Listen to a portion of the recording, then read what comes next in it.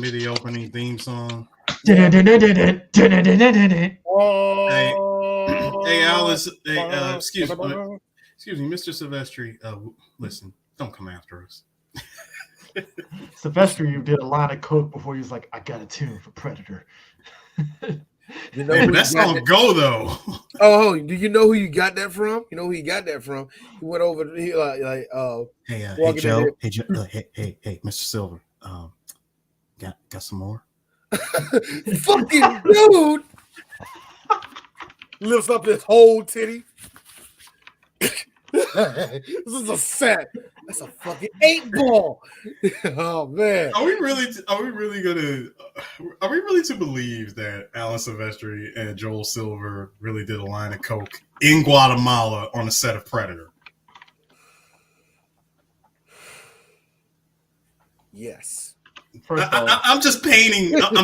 Listen, I'm stitching together this tapestry. Okay. First off, I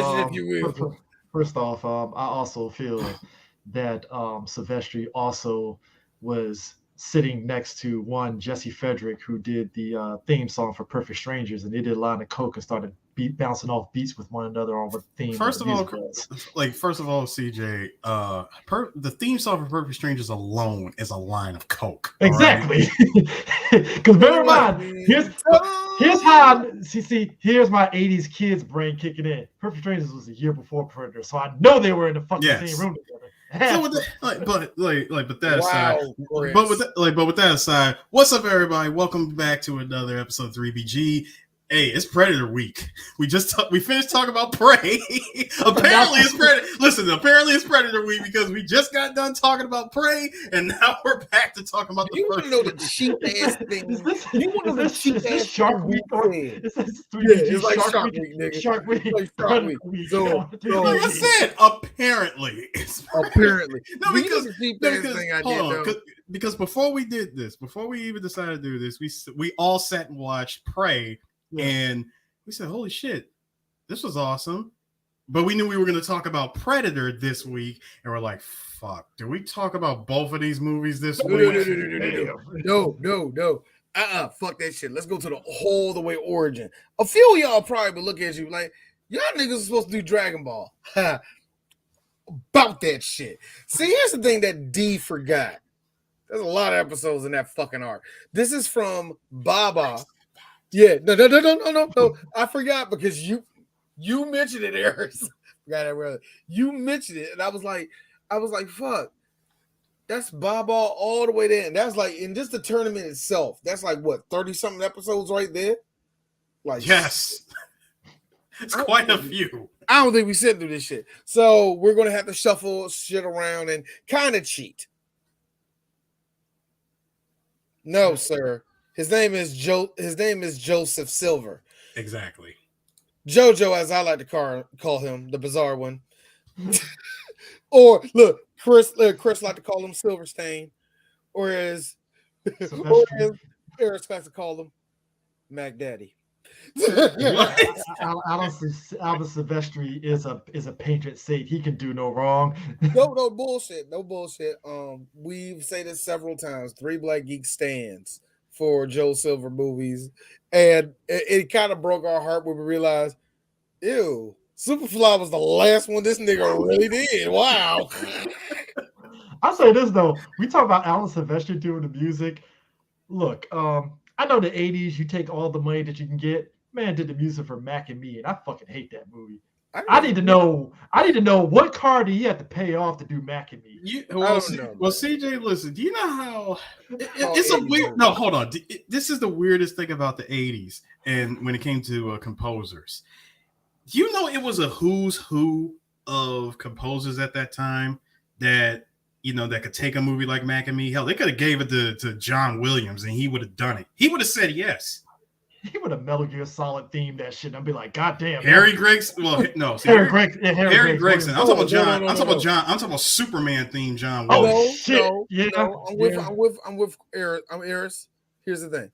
If you would have got John Williams to do, it would have been John Williams. Because like Harry Gregson, I remember he did 2 songs in the first Shrek movie. You know what the fuck they are when you hear them. Yep. It's like the Taker mission. Yeah, but for Possession to do Mac and Me, I fucking hate that fucking movie. It's like, that's above you. What car did you pay off that year, sir? Do you know there's a bunch of white kids It was a staying for 944 that movie? CJ. There's a bunch of white kids that staying for that movie, bro. A Porsche 944. Oh, you paid off a DeLorean. Y'all are shooting way too high. It was a Chevy Caprice. Y'all better stop. Here's how I brought it part before we go back to Predator. In between Mac and Me is in between two big movies. He did Overboard, and then after Mac and he did Overboard before Mac and Me, and then after Mac and Me, he did the granddaddy of fucking 80s movies. Who Framed Fucking Roger Rabbit? Mm-hmm. Man got a chance to really like have a scope. You know what I mean? The flex was real. Also, he was one of the guys in the 80s that had an orchestra at the hand, but he also had something called a keyboard that had a whole lot of sound effects on it. So a lot of those that probably wasn't an act. You could do that back then on those jump. Oh my god! Also, between synthesizers and drum machines, that was that was a high thing in the late 80s. Well, also, I don't have my hat near me, but I put my MCU hat on. He did that fucking Avengers thing. Yep, he did that. Yes, he did. He did a handful of Marvel movies. I mean, look, that theme hits, and you're like, God damn. I don't. You know what? It took years for I don't like it, but I accept it. I think Endgame made it like hype as fuck. That's what really took it over the moon. I'll give it that. And I felt it during Civil War. Yeah, that's why I was like, it's starting to finally got to like, it's good. Okay. Now it means something. Like it, because remember what I said? It ain't like Justice League where it immediately punched you in the mouth. It's like, oh fuck. God, it's Justice League. Remember we was talking about Injustice. The second you heard Injustice theme, so like, wow, that's the Justice League. That's the fucking Justice League. The Avengers still didn't have a sound to them yet. Yeah, Sylvester made it. That's actually cool. That's cool. But the Predator theme, it hits you because as soon as you get that opening shot after the alien ship flies into the atmosphere or whatever, and we get that helicopter, you get it's like, yo, it sets the tone. It's like holy crap! Like that part sets the tone. The chopper. It's like the fade in shot of the chopper rolling into Guatemala. And our heroes, these weekend warriors, mercenaries. Yes, they're mercenaries, folks. They're not actual they're mercs. Yes. Well, no. According to one Alan Dutch Schaefer, we are a rescue team, not assassins. Okay, Dutch. How's the millions of dollars that you got killing rebel soldiers still working out for you there, buddy? Well, technically, you need to ask Sylvester Stallone's team from Expendables because he passed on Libya, sir. That is true. That is true. Hey, all right. Fuck it. Berlin? Woo! He did pull off that. You know what, Aris, I gotta ask this question, brother. Yes. Like I said, it's gonna be this way until we fucking do the show. Who was a diamond dog of all the people in this? Who was a former? If you could say somebody's a former diamond dog, which one? I know. Which one was with Big Boss? Which one fought beside him? Was on that base with him? Basically, who was the medic? Who ended up becoming Venom? I know Snake. who, but I'm not gonna say. No. I would say who came Venom Snake. Who fought along Big Boss? I know who. Who? I'll let Chris go ahead. I feel Billy did. That's too easy. Is it too easy? I'm mad I didn't think about it. It's too easy, but I'm mad I didn't think about it. That's too easy. Because I really see kid Psycho Mantis doing something with him. Oh God, I can't believe I said that. Imagine Billy being the lone guy that actually knows some CQC. He's more adept at CQC than fucking Snake. And they had a little Hey, Chris, tussle. you said he's adept at CQC. That nigga got washed because all I heard was yeah. Yep. No, that's it's too. No, that's too easy. But who you got? Who you got, sir? I'm gonna be that guy. I ain't got time to bleed. Oh yeah. Yeah, he's that guy. He definitely fought alongside Him Big Boss. and Ocelot hung out a lot. Yes. Actually, that would mean him and Bill Duke. Yeah. That would mean him and Bill Duke. So therefore, I gave you a twofer. You got a two. You got a 2-for-1 deal for Diamond Dog. Can you imagine Bill Duke sipping on his Come on, sipping on his alcohol, and he sees Skull Man walk out the helicopter like, who the fuck this guy? I mean, come on. My man gets out of the chopper. Freaking Jesse Ventura's character gets out of the chopper. Freaking Blaine. That's his name. Blaine gets out of the chopper with the MTV shirt on. MTV drip, the black and white one though. The black and white one. It's when there was the MTV with the spaceman and the moon. You want to know? And D, you want to know what makes him a valued asset of Diamond Dogs? When Snake goes out on the mission, shit's getting too heavy. He pulls up the iDroid and summons Blaine down with Old Painless. Trying to mow him down. Also, it's like, listen, you either call Dee Dee the dog, you call Quiet, or you call Blaine. And Blaine looks at Snake and says, "You're a bunch of slack-jaw faggots," and it's like, damn. Shit. Why? Because Venom Snake refuses to chew tobacco? Exactly. I don't know. What Venom... Oh, look, here's a funny thing. Kiefer Sutherland would, but what Venom Snake... I like how you make that distinction. Kiefer would. Let's make it very clear here. Like, we would say, like... Whatever, you know what I mean. No, but I like how, okay, so what sets this all up is that our crew of soldiers gets summoned by Al, who is Dutch his friend, his Vietnam War buddy, who is working for the CIA. And Dylan. His first name's Al. Al Dylan. Now we get probably one of the most masculine of handshakes. That right there. Look at that shit. Look at the veins popping. Just that is the most manly of handshakes ever. I mean, like, can we sit here and just take it in for a second? That we must stop it, D. We must acknowledge. We really must acknowledge here that this is John Matrix and Apollo Creed shaking hands. I'm just saying. You know, we briefly talked about during the End of Prey, like, you know, how nowadays, you know, we see people joke about, you remember when men build houses? There's something to be said, like, you know, all of us grew up with father. We had fathers and stuff, and it's that era of like my dad, he kind of had a Carl Weathers look to him, if I look back at photo albums and shit. So, like, he clearly... If he had that 80s mustache and fade, then yeah. Yeah, like that deep. Dead ass. All them niggas did that shit. Wait, D. You do the upper armor fold to make your arms look bigger. Folks, I'm gonna paint the picture. My dad did exactly what D did, and he had his foot on his 66 Chevy Nova as he did that. My dad was like, if you want to know, like, well, how was your dad, D? Okay, to be really honest, if my dad wasn't doing a portrait, he's a lot like me.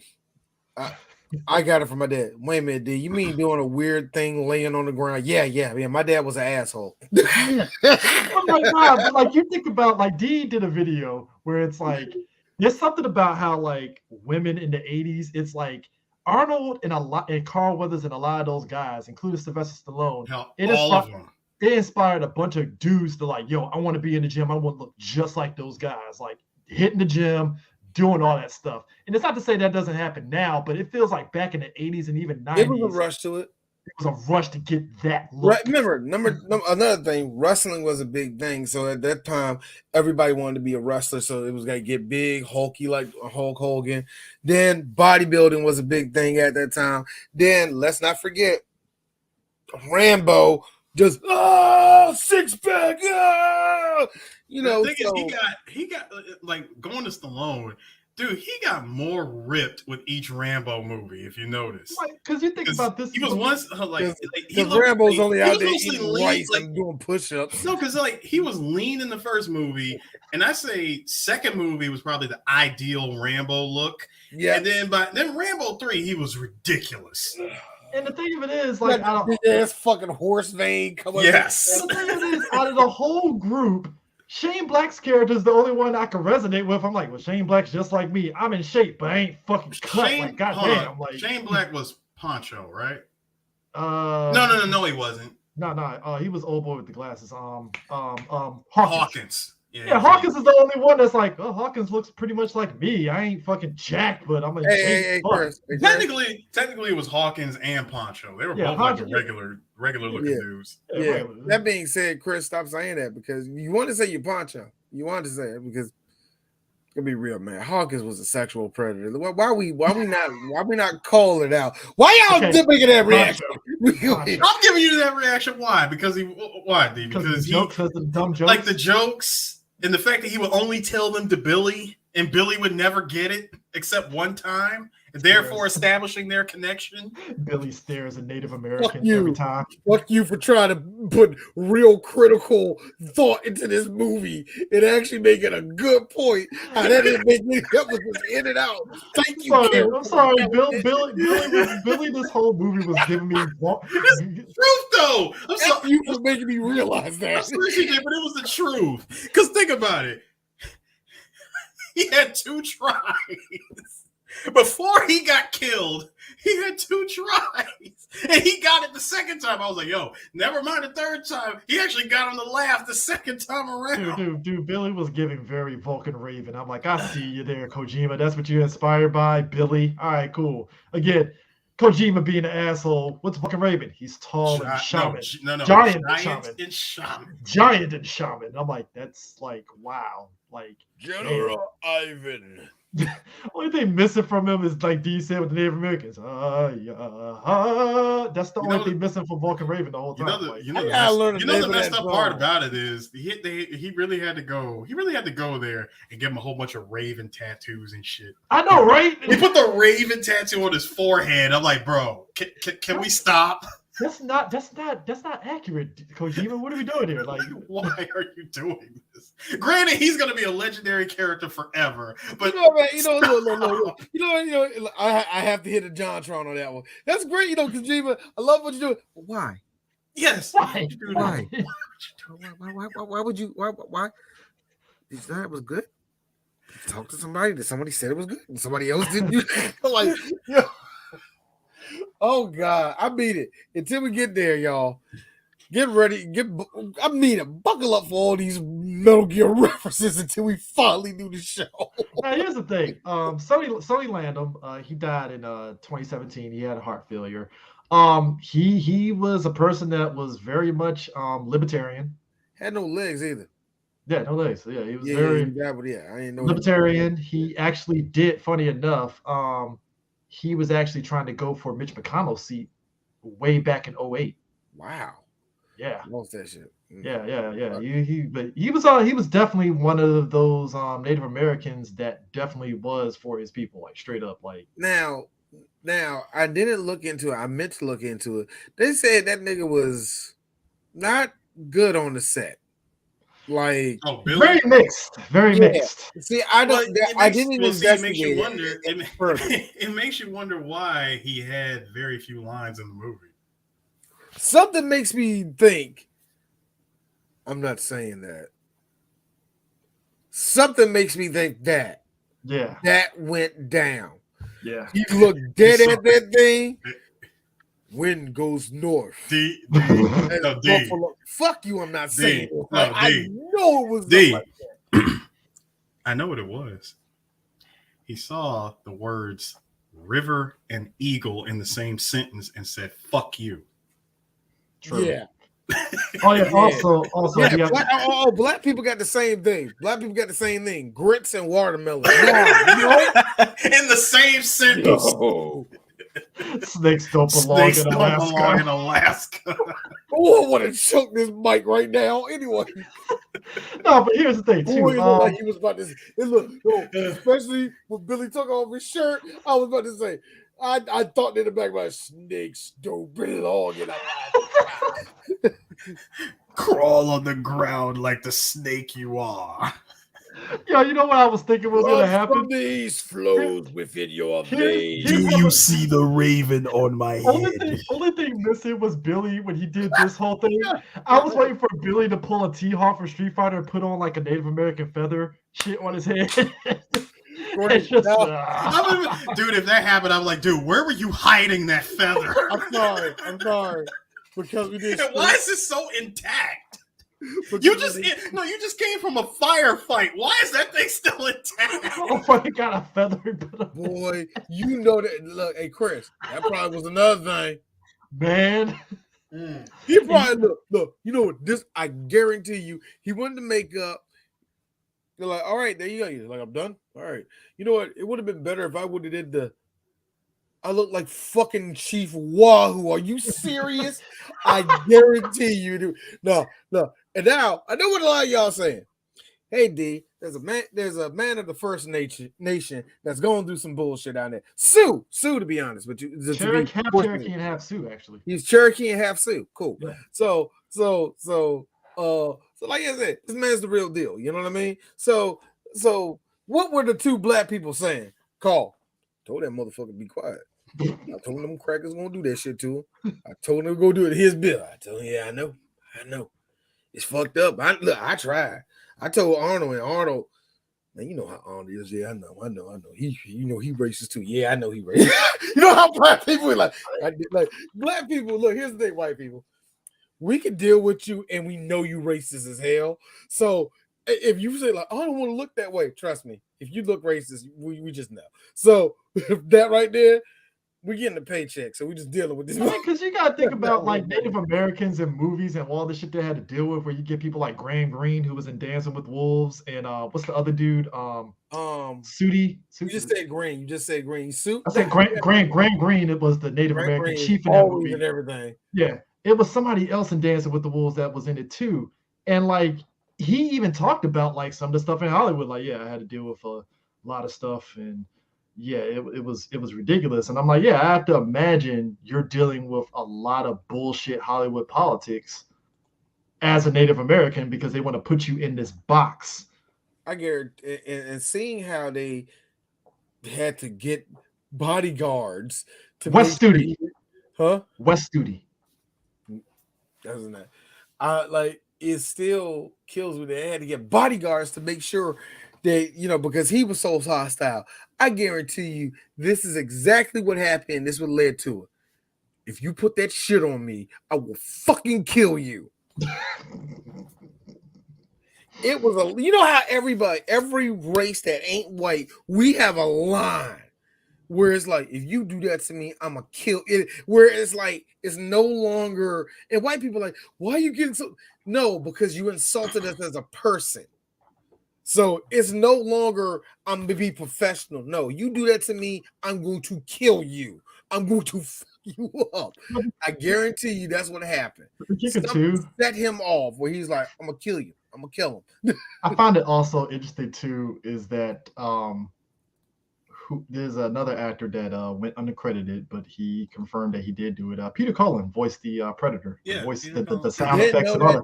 I did not know that until a couple days ago. Yeah, Optimus Prime himself. He told the story. There was an event, and he told the whole story of how he got to do the Predator's voice. It's actually pretty. Here, I'm gonna try to paraphrase it real quick. So he's telling the story of what happened. He goes to do the voice. They said, "Listen, we need a monster sound. We need a creature sound, right?" So he's inside of this sound studio, big ass sound studio by himself. Which it's just him and the microphone, and he's thinking of sounds. He comes up with the Predator sound, and while he's doing it, no one can hear him in the sound room, right?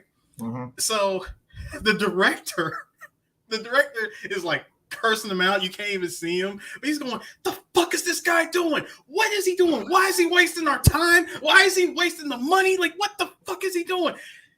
He goes up to the sound room, and he hears the sound. He goes, "Oh my God, get him in here. He's like, can you do that like several more times, please? My man Peter Cullen came off of the G.I. Joe movie, and it was like, hey, can you do some voice of Predator? Sure. Boom. I mean, hold on. I need y'all to understand. Keep in mind, it's actually because it's like what, early 87. Yeah, and he never even Peter Cullen didn't even see what the Predator even looks like. Yeah, because it was still in early production with that. It was early production. That is wild. It's early production. Did production. At least have a drawing of the motherfucker? Dude, like, no. Wow. Well, this is to be fair, but ties into what you're saying though. This was early in the production before they switched over from Jean-Claude to Kevin Peter Hall. Because remember, the movie wasn't even called Predator. It was actually called it went by the title of Hunter at the time. And you got to think, Peter Cullen gave his voicing skills gave birth to this. Fucking Optimus Prime. Just that. And he didn't even there wasn't even a picture of this thing. I mean, if you want to take it a step further, they probably told him to do different clicks and all that. This shit. Or as I like to call it, the best Predator. I mean, keep it real. This is the best one. Thank you. I got into an argument with somebody over this shit. I'm like, thank you. I don't know. It's kind of debated. Look, I will say this. All 5 Predator movies have better Predators than that bullshit in AVP 1. Chris, we don't acknowledge that film. Why do you? I know. I have to. That was a thing. Yeah, that was like a thing. I will tell you this. Even with the first Alien versus Predator one, I actually kind of like. I didn't like the human eyes. That's the thing. Like, that was weird. I forgot about that. I need my Predator to look like this. This is a thing of nightmares. Well, see, but the difference is that behind that skull is a black man. Yeah, it's Kevin Peter Hall playing the Predator, which is the theme of which is the lesson, kids. Black people are scary. Okay, black people are scary. Right. Let's put that out. I'm sorry. What? Black people are scary. I'm mad. I agreed with Chris. Hey, you said as a black person behind it, so I'm like, I had to grow with that. Niggers are scary. Yes. They're quite scary. Can't go outside at night. Walk by yourself. It's just which is why cops shoot us because they think we're predators. No. It's not even. No, it's not because of that. It's not because of that at all. It's not because of that at all. See, the irony that this is called Predator. We as black people are known as super predators. Remember? And you have to understand. You startled me. And that's why I call the cops and they pump 50 rounds of ammunition inside your body. You gave me a fright. The difference with your urban music. Look, listen to me. Look, I like Little John when I was in high school, okay? So I think I know a thing about partying, all right? So you can do that at designated times in your own vicinity.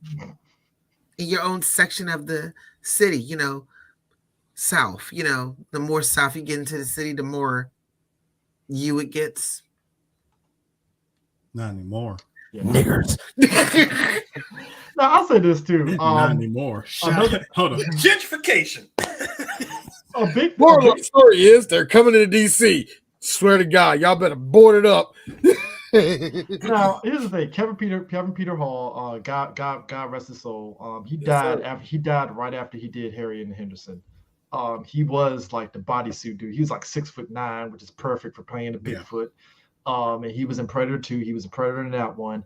And like God rest him and stuff. Like, I forgot who took over for him in the other Predator movies, but like that was something. It was kind of like the fact that he didn't.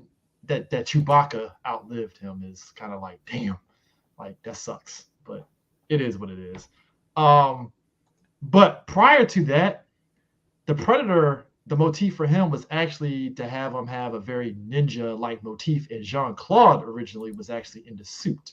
Yeah, and the costume that he was wearing looked nothing like what we've seen in the final movie. Very, very questionable. It was like some weird bug-like creature that moved like this. I have to imagine they probably used that suit in like you know what? I have a theory that they probably You gotta used that think John Claude thought he was fucking up too, man. He thought he was like, no, he wasn't. supposed to be the one. No. D, he wasn't. You want to know why? He kept passing out in the costume. Well, and here's the thing too. Think about it.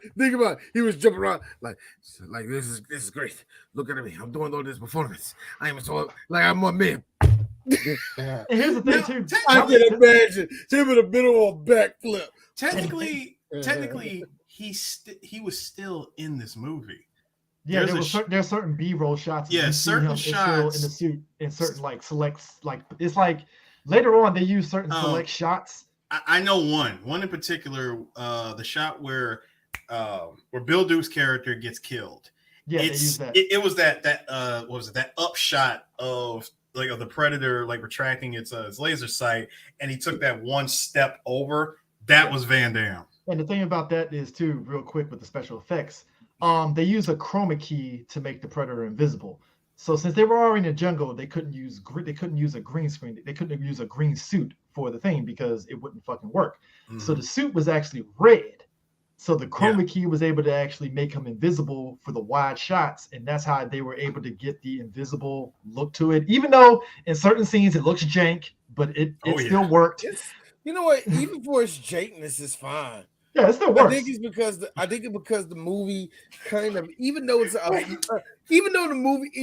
kind of dates the movie, it keeps the movie in its own type of world, so you can kind of believe that's how it will fucking look, I guess. Mm-hmm. Hey, Chris. Oh yeah, Chris. Okay. Go ahead, D. Nah, the other one I think that John Claude did was this one.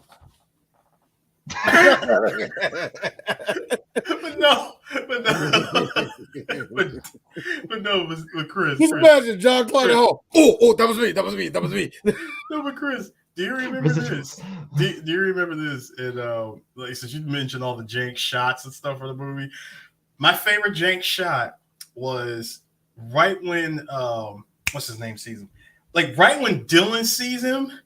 And he like comes swinging around the tree, and he hits that freeze frame. That freeze frame where his cloaking device temporarily goes off, and you see what honestly looks like a superimposed shot of him hanging. I think that was a very superimposed shot. I mean, it's like, hey, look, for what they did, it still worked. I mean, some of the stuff does hold up, but yeah, some of the other stuff is like, man, rough. You ever see a bad 3D? You ever see something that's supposed to be in 3D, but you see it in 2D, and you go like, I bet that looked impressive. So you have that, but it was also, like I said, Jean-Claude was passing out in the suit. Kevin Peter Michael Hall even admitted, like, yo, like, it was rough because they're filming on those 4 different names. It's just Kevin Peter Hall. I don't know why I say Kevin Michael Richardson. I know he's thinking Kevin Michael Richardson. That's what that was. Kevin Peter Hall too. Ooh, you thought I was gonna mess up his name? I was gonna call him Kevin Peter Cullen. That was about to happen. Yeah. I was really about to say that. But like he was in the suit and they're filming it on location in an actual jungle, and obviously the suit is hot as shit. Just call him tall nigga.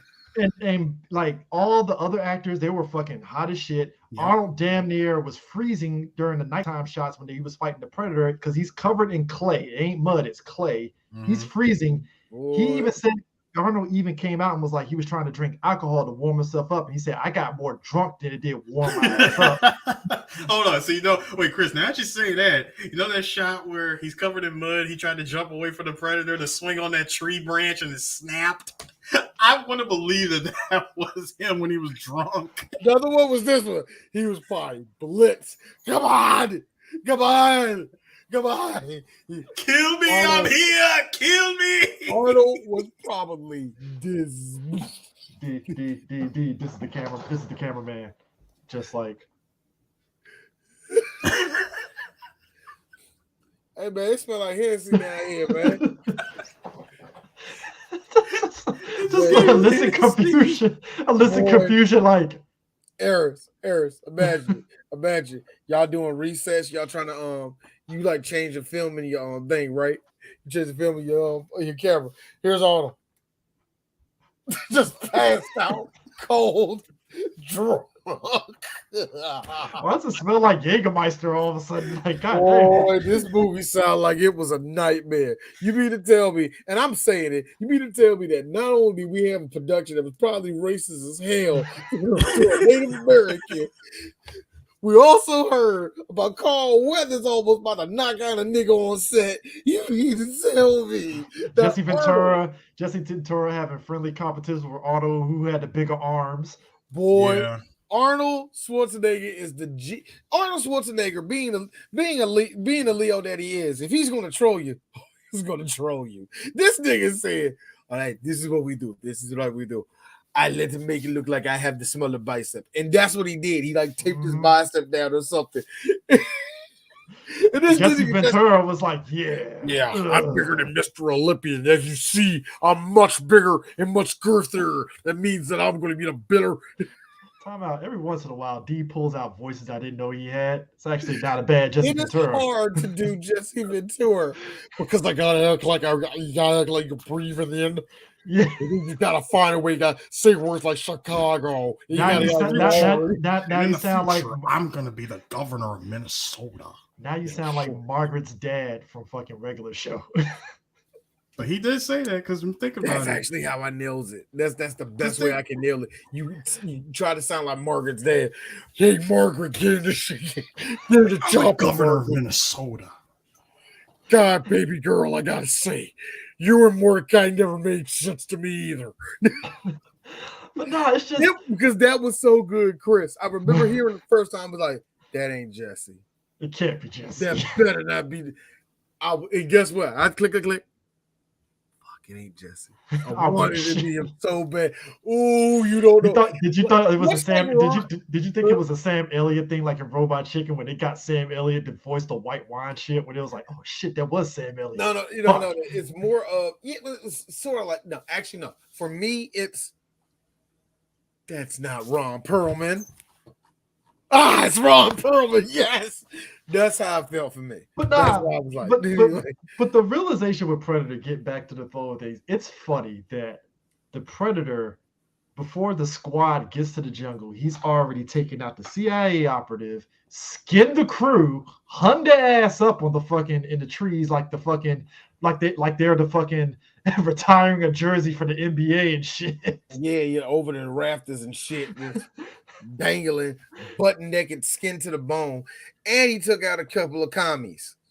Yeah, which we found out that Cold War still going on, y'all. Yeah. We found out. Look, hey, kids back then. That's the thing that's going to stay in movies until about the late '90s, where all film writers go. Yeah, it's been long enough. well, I would say up until about Rambo 2 or 3, where it's like, what's the new conflict? Russians and Afghanistan. Let's go. Boy, they stayed on that. When the wall fell, you thought they weren't going to stop making movies like that? Nah, it just made they took down the Soviets. There was a lot of them. The kicker is that you find out that Russia used to be something before the America showed up. We found out crush everything. We found out that Dylan lied to Dutch on what their real mission was, because all it was basically take out these Russians for us, because I know you guys are the best. Wait. You got that wrong. They were never told it was Russians.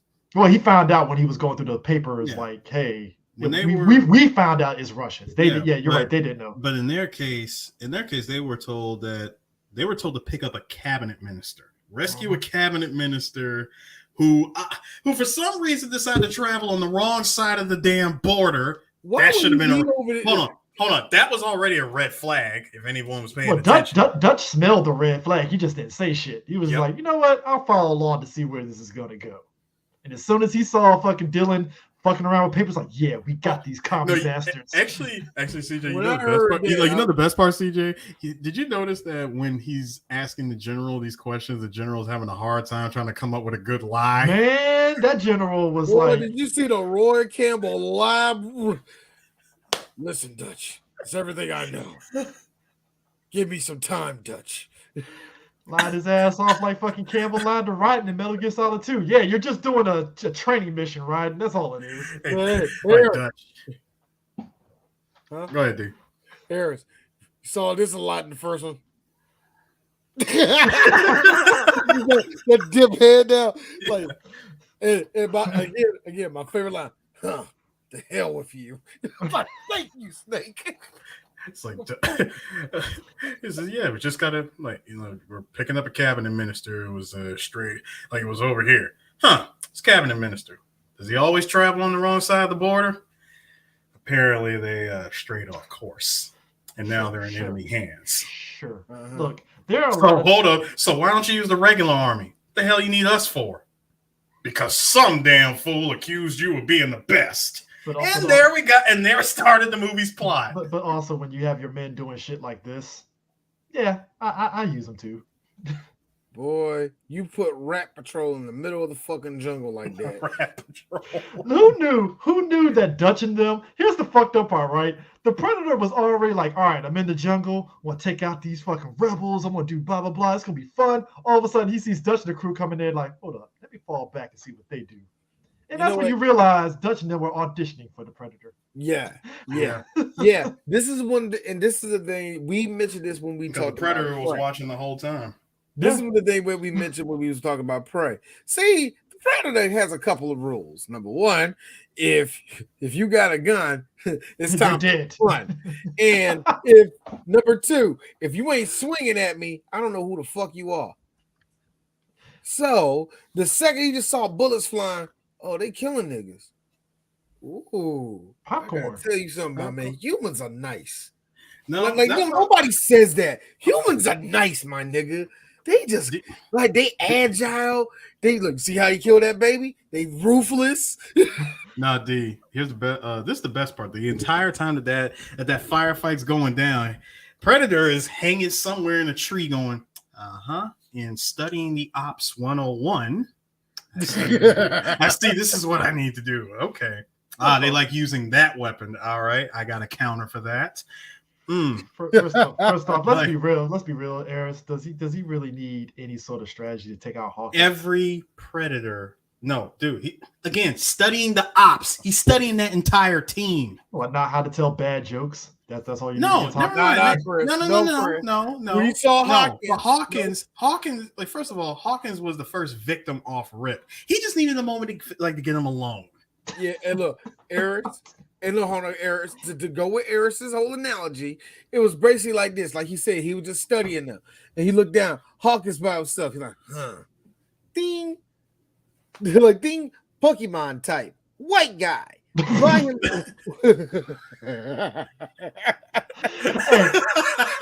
I couldn't think of nothing. Can I tell you something? Military nerd. Two things. I can't think of nothing. Go ahead, CJ. Go ahead. Number one, when they get down, they see the helicopter crash and they're investigating it. I did enjoy how, again, Billy, he's the tracker, so he's obviously going to go ahead. I was kind of like Billy, where he's just walking around like, all right, it seems like there was some shit going down. Blood drops. Oh shit! I like how that's probably the reason why everybody likes Billy so much, because the second they got out there, he looked around, he probably saw shitty 87 CGI in the air and just float past him. Oh, we're dealing with an alien. We're dead. We're dead. Oh, I'm gonna let Sue say that later, but yeah. Hold on. Well, because he was. I was actually going to answer that. One thing that bugged me was what made the Predator stick around so long. What if Dutch and him never showed up? Then he would have. Hold on. I can answer this, Chris. What would have made the Predator stick around so long? You got to remember the girl that they ended up finding, named Anna. Since she was a child, the Predator has been in that damn jungle.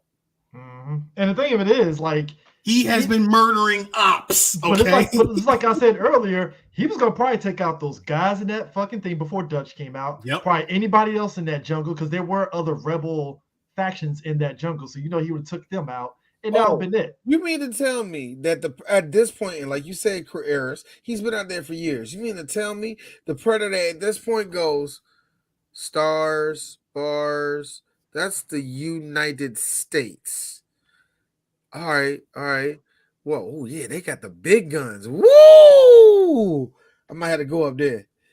Note to self: go up to you just hear Los Angeles, Los Angeles. That be the next place we go to.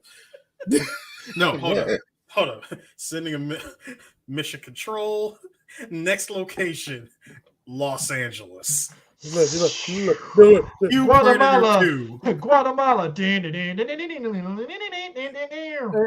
Why you're always using? Hey man, I just saw Odin go to LA. Man, turn that shit off, man. Turn it like put it on the cloaking system. Like whispering over the woo woo woo. I got it. Hey, what you want? Go out there to LA. Why you want me to go to LA? Go out there to LA. And do what? I don't know. Nigga, concrete jungle. Concrete jungle, my nigga. Do you know how many Spanish people you can kill up there? Look, dude, I mean to tell you, man. I think you racist as fuck. You've been down here in Guatemala for the last 35 years, man. Do you want to tell me something? There's so much jungle on this planet. Shut the fuck up and go to LA. I'm going to LA. Hold up, D. I'm going to LA. No, D. D. No, D. Go to LA. No, D. Pulls the xenomorph skull. Nigga, do you have one of these? Oh, nigga, where'd you get that shit? I am, look, with the xenomorph skull. I am not telling you. Also, that Predator's like, all right, don't worry about why I'm going to Kamala. I think it's going to be my last time. I want to have some kids. Raise a farm. All of a sudden, Dutch with the spear.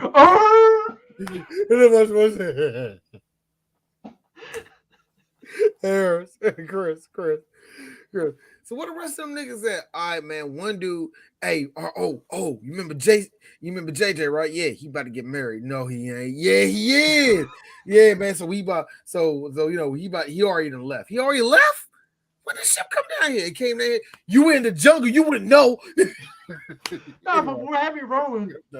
It's like, number one, I like how Dutch and them made this. Again, this is Arnold. I'm not even gonna say Dutch. This is Arnold flexing. Hey, if I pick up this car and just let it roll, he picked up the back end of a pickup truck. Dylan is how only in the 80s you get these Rube Goldberg situations where all you have to do is move one thing in a whole catastrophe. Only in the 80s you had that happen in action scenes. Dylan is me, where I'm like, the fuck. No, that was actually Well, Dylan was like, "The hell is he doing?" Blaine had the best one. What the fuck? I'm like, no, hold on. Here's me. Y'all niggas are acting like y'all ain't never seen Dutch do this shit. I guarantee you on all the missions that they've been on, Dutch has done some flexing shit like this before. No. The only reason why I think it's shocking is I guarantee you Dutch is the guy that goes to the gym and he bench presses like 450 and it's like nothing. So them seeing him do that, it's like, fuck, man. Fuck. Also, like, why you gotta make us look bad, man? Damn. Or it's like this. So I got a question, Dutch. What if one of us was in front of that thing? They died. It's done. No, don't. Yeah. No. Wait. D. No. Remember, it's Arnold. No, hold on. No, Arnold. Knowing Arnold, no, he wouldn't go for the Dolph Lundgren line. He would go for the Last Action Hero. Oh, better to die. No. The only reason why I say that is that Rocky IV actually happened in universe with Predator. So it's like Dutch went to see Rocky IV in the theater and just says that line. He just says if they die, they die. Somebody, fucking Hawkins is like, dude, that's from a movie. Shut up. Bro. So her pussy was big. Let me tell you something. I love how Billy. This has been sitting on these just for a while. No, Billy internalized. He internalized that entire joke, explanation included, and just let out a hearty laugh. You know what? A genuinely hearty laugh. This is not directed at no particular white guy, but white guys who keep trying jokes, stop. It hurts us to laugh at them. The watermark is gone. We do that to get you out of our faces. I don't know how it works. Are you an energy vampire of some sort? Is this fun for you? No, No, Oh, I hate that. no. Anytime that any of them are not funny, you just go, damn, this shit's rough. Thank you, Jason. No, thanks, Kyle. We really need that. All right. Everybody heard what Martin said? Anybody want to have that? There you go. You got that, Martin. All right, let's move on. Can we also point out here, if you want to talk about knives that make Crocodile D blush, let me tell you something. That knife that fucking Dutch threw at that old boy and said stick around, I was like, that was a very unnecessary large ass knife. Jesus. You know what else is unnecessary? Seeing all these brown people getting wasted for absolutely nothing. Welcome to the 80s. That's crazy. Welcome to the 80s. If you were brown, you were catching L's. Man, if you were in the jungles of El Salvador, you're fucked. Freedom's coming. Braddock coming hard. Delta Force, Braddock missing in action, Rambo. You name your 80s movies. If you were brown or ethnic, you were If fucked. you were in Central America, if you were brown Pakistan, if you were brown, ethnic, and not a love interest, you were fucked. Boy. What if you're the old guy? It matters. Did you train them? No, you survive. You survive until either the midpoint or the end where you get shot in the back. I mean, just so I get look. So look, here's Chuck Norris. So I got a question. Is the bad guy in this one? Do we have history with each other? You fucking right. You got history with each other. Doesn't make any sense. You would think if I was an excellent, federal agent, I would have locked him up already. But hey, we're gonna have to drag this movie out. It's also time for us to make sure the people of Guatemala know what true freedom is. Yes. Thank you, Chuck. With all the excitement of a cum shot. Thank you. Let me tell you something. And understand, and do you understand? Chuck is not saying none of this. His beard is. Let me tell you something. There is something about a white guy. No, Chuck, nod your face to make sure everything looks good. Good boy. There's something about a white. No, Chuck Norris. No, that's also. We really have to talk about the Christian fundamentalism. I'm gonna cut you the fuck off. Let me tell you something. There's something fundamentally just out of sorts for me on a white guy trying to speak for a country that does not give a fuck about you anyways. Yeah, like the people of Guatemala, they deserve freedom. I'm like, I'm pretty sure the people of Guatemala don't give a fuck about what you got to say about freedom. So it doesn't matter. Doesn't matter. The Russians are there, and the grip of communism will not be over that country.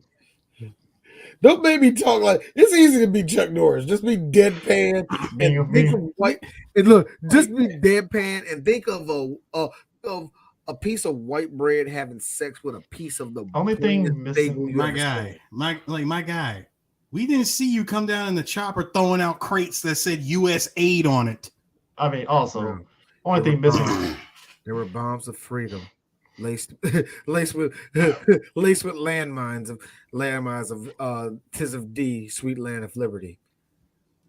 But kids could just step on them. You know that, right? That's the price of freedom.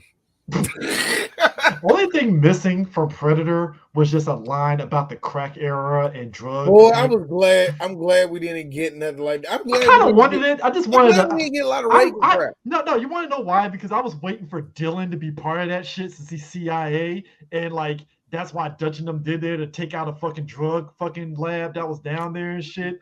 Wait, CJ, I'm gonna stop you right there. Nigga, this is Dylan in the CIA. This shit's above him now. Ooh, he is black, so you're right. He's above all that now. He's a black CIA agent, so it is above. He made it out the hood. He made it out the hood and didn't look back. Hey, Kareem, you better slow down. My name is Al. Actually, Brian got a good point. Good thing there was no Raheems in the squad. They would have died straight off the chopper. You're right. You're right. Durger. Raheem, who was just a reserve helicopter pilot, his second weekend of the year.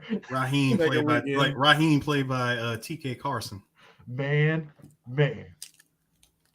Raheem was just like, yeah, this is my weekend. This is my weekend out here flying helicopters, you guys. I hope you guys have a good mission. I'm like, bro, you like first of all, this would be the second movie that you got killed off screen, not even by the damn monster.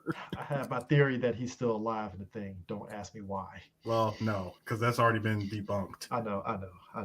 I mean, it's good to theorize. It's good to theorize. I would like to hope that he survived. I'd like to hope too, But no. But what gets me is like Bill Duke's character. I got a theory. Mac. Mac. I feel Mac low key hates Dylan because he's like Dylan is such a fucking bougie uppity nigga. I would say Mac is very like. Because at one point, Dylan slips and falls down a hill, and Mac was like, "Well, no. He slipped. He slipped and the freaking log rolled. And I love the fact that throughout that whole jungle, you don't see nobody but Dylan. He turns his head. He's right there in his face saying, "You ghosting us, motherfucker. Now, I don't care who you are back in the world. You give away our position one more time. I'll bleed you real quiet and leave you there. Got that." And he didn't even wait for him to respond. He was gone. I gotta say, any motherfucker, black people speed, CJ. Any black man, and you know us as black folks, we get razor bumps easily. Any fucking black motherfucker like that, a nigga, black ass nigga like Bill Duke, that dry shaves to lower his stress levels. See, you call it dry shaving, call it sweat shaving because that's still dry shaving, dog. I don't want to hear it. All right, no amount of perspiration is enough to shave. Listen, like that man was sweating bullets. He had all the lubrication he needed. The only thing missing was the damn. He needed the soap and shit. Nah, bro. We are not white folks. We cannot dry shave with just sweat. That's not gonna work. The razor bumps are gonna be coming in hot. Just and he was using the disposable razor too, so you know the razor ain't even that good. I used one of them razors. Warrior Week in the Air Force. I used that because I forgot shaving cream when we were out, and I was like, all right, dry shave it is. It okay. Okay, I can finally break out this chest now. I don't know why I didn't do this the last time, but it's perfect for this movie. Of course, when I got a chance to talk to Bill Duke, it was a whole bunch of us, and we was all talking to Bill. And one of the things that somebody asked. Thank you, Brian. Yeah, go ahead, D. One of the things somebody asked was, it was one of the white guys. So did you really shave? Bill goes without blinking. Yes, I did.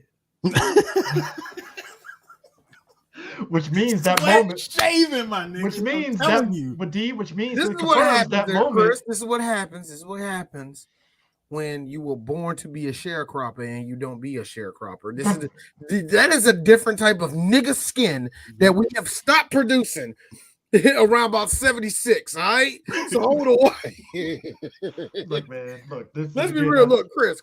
I love black millennials. We're soft, nigga. Let's be look, real quick. Cause I brought up earlier about how in the 80s women love a certain kind of men. Let me tell you something. Stuff has evolved nowadays, right? It's evolved so much because we went to the dad bod moment, which I was like, I don't believe none of you women like dad bods. Fucking liars. I don't believe it. I don't believe you. All right. I do not believe you. I might believe a woman that's married might. A married woman. A married woman likes dad. A married woman likes a dad bod. I believe that. Like that's believable. Like dad bods are married women and cougars. Yeah, that's it. Older women's like, you're a fat guy. All right, Tubby, bring me the dick. You're like, wait, what? Whoa. Calm down. Like, you're like, whoa. Don't be talking about my fat dude. I'm fat too. Let's do this shit. Be a bunch of sweaty motherfuckers in bed. How about that? That? What didn't kill me is they're not even the damn 5 pounds in water. But it's just so funny. Chris, it was just that. Stop it, Eris. Fucking stop it. He says 5 pounds of water weight.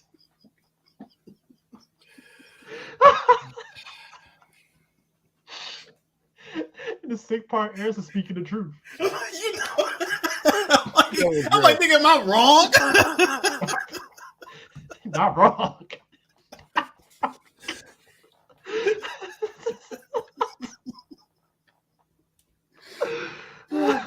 I may be terrible, but I'm not wrong. But No, it's like, but it's like D said, it's like men just were built during that time, and it's like we kind of see it now, but actually, I want to go that far because I think in the 80s, in my opinion, you was either crackhead, skinny, or you was this bodybuilder. At least that's what they showed on TV. Building houses like Bob Vila from scratch. No, those people were normal people. You know what I mean? The normies were doughy and all the rest of that shit. The people on TV were pretty. They were all pretty.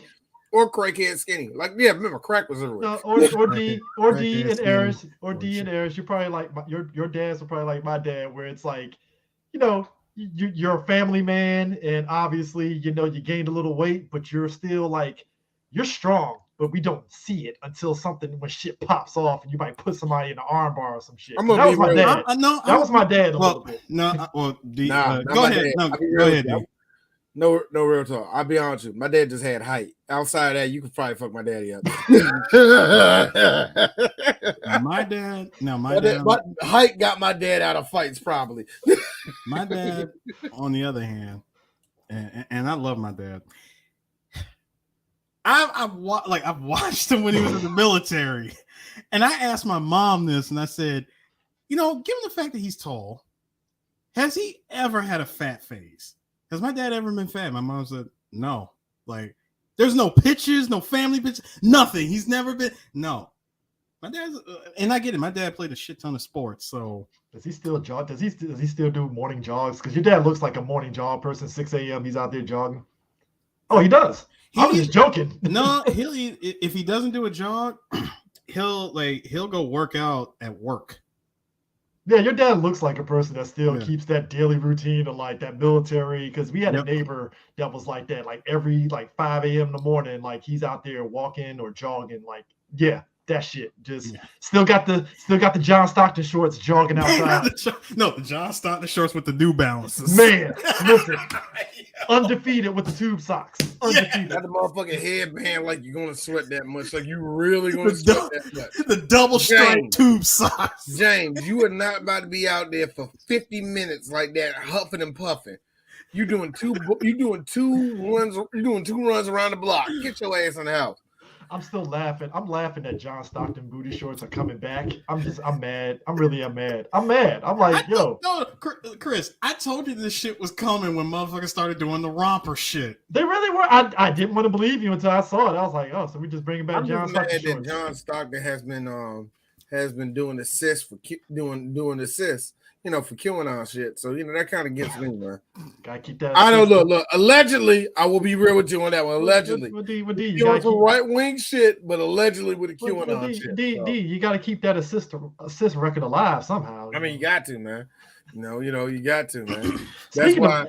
Speaking of assist record, I just love how low-key the rebel chick, the Predator used her as an assist to kill Dawkins. Because did you love the jankness of the Invisible Predator and it was slow motion? That stop motion. That stop motion shot. Here's what fucked me up. I saw Predator when it hit cable. I thought it was something from cable where they slowed it down on purpose, right? It wasn't until I saw it on home video. It's in the movie, and I was like, oh, so this wasn't some like TNT only type shit. Like, you know something, because I watched this movie. I watched this movie when it came to FX. Outside of language and the more gruesome parts. Side note, you're fancy eras because you had FX. We didn't have FX at that time. Well, it's my earliest memory of seeing it, like seeing the TV version. Oh, okay, TV. About to say, I was like, not when it hit cable or not when it hit national, like regular like national television, but when it hit FX, I saw it there. And it was in all of its edited glory, edited for language, and all the gruesome parts were either trimmed or just cut out entirely. Mm-hmm. And nothing is, to me, nothing is more entertaining than watching another person ADR the curse words over. It's like, it's not even, like, good example, like, it's not even Arnold that will ADR himself. But here's the funny part. Dawkins gets killed, right? This is the part right here that had me in tears, and I'm glad I got a screen cap of this. This is this is the moment where he fucked up. Because they basically spread out 90 meters around to see where Dawkins' body is. Because old girl was like, "Yo, I didn't kill. What the fuck happened?" And she's like, got blood covered and everything. They're doing that, and Jesse is like looking around. He finds I think it's a skunk. It was a skunk. It was a skunk. Yeah. And he smiles, and then this moment happened. I'm like, oh shit. I mean, for a fact that he could not wait to fire off old Payne. He was about to take that junk off, fleek. And as you see, I had a lot of blood on the MTV logo. That was actually saying that corporations are going to take down MTV. Wow. No, the corporations are going to take down music television. Now he got shot. His famous last words: "Vote no on Proposition 34." Now, here's the thing. He got shot twice. He gets popped right here, and it goes in his neck area. Then he gets a whole ass hole blown inside of him afterwards. Yep. And that's when what's his face sees him. He's like, yeah, that's when Max sees him. But there was something I wanted to point out about that. That first shot,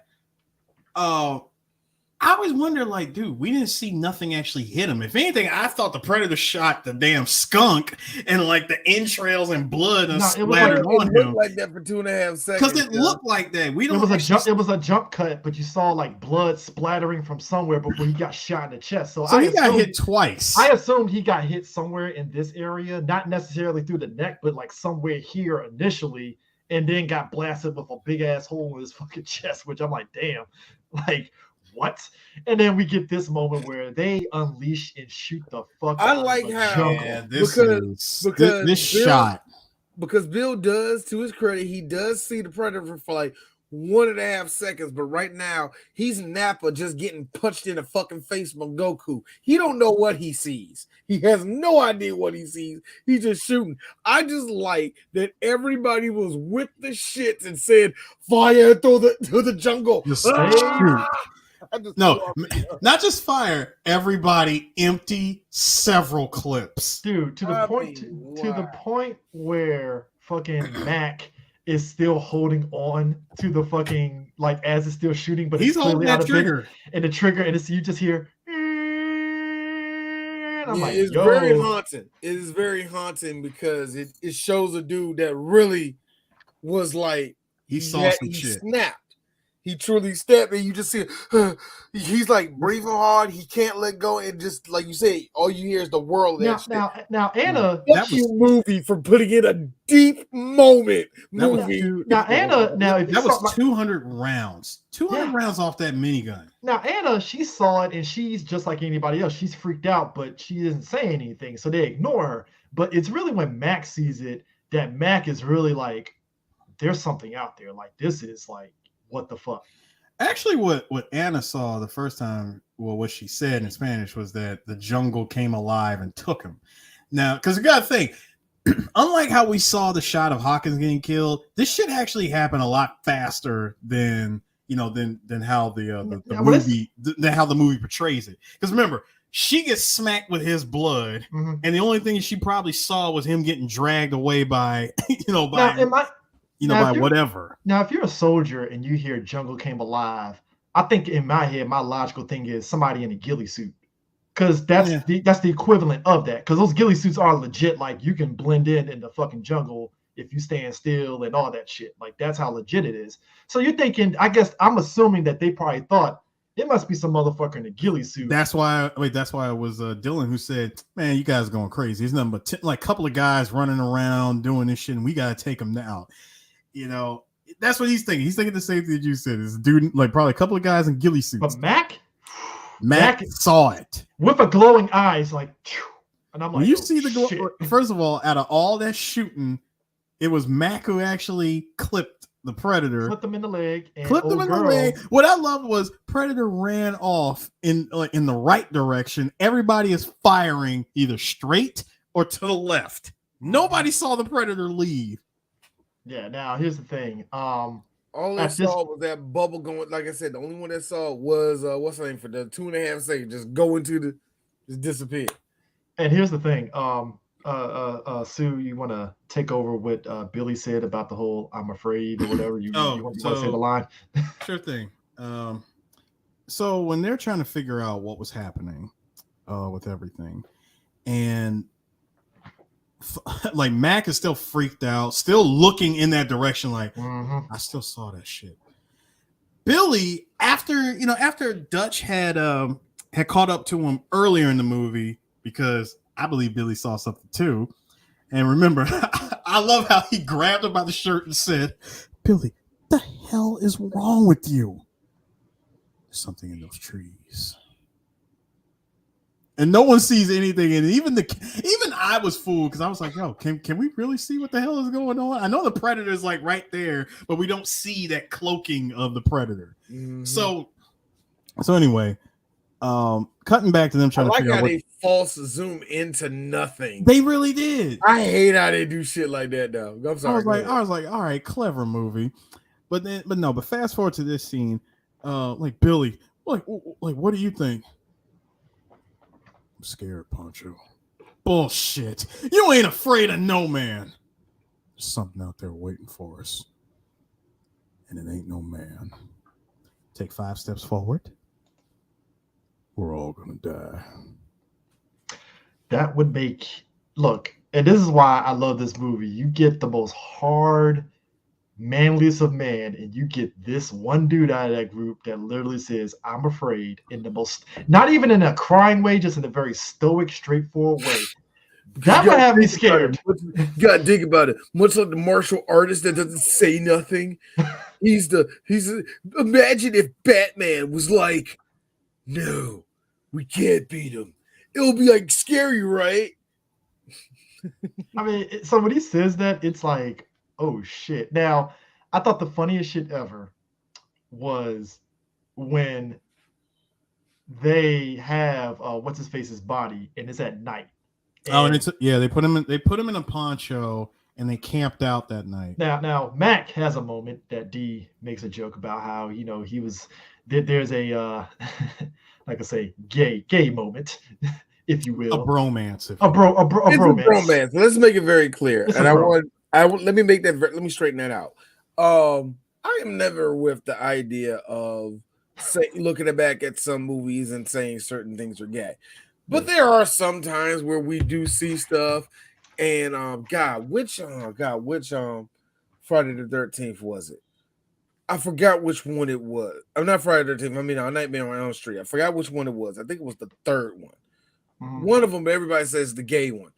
And if you look on it, it's like, I think these dudes was banging. Like, it really makes it look. And if you give it that much of the plot, it's like everything makes sense. Motivation makes sense and all the rest of that.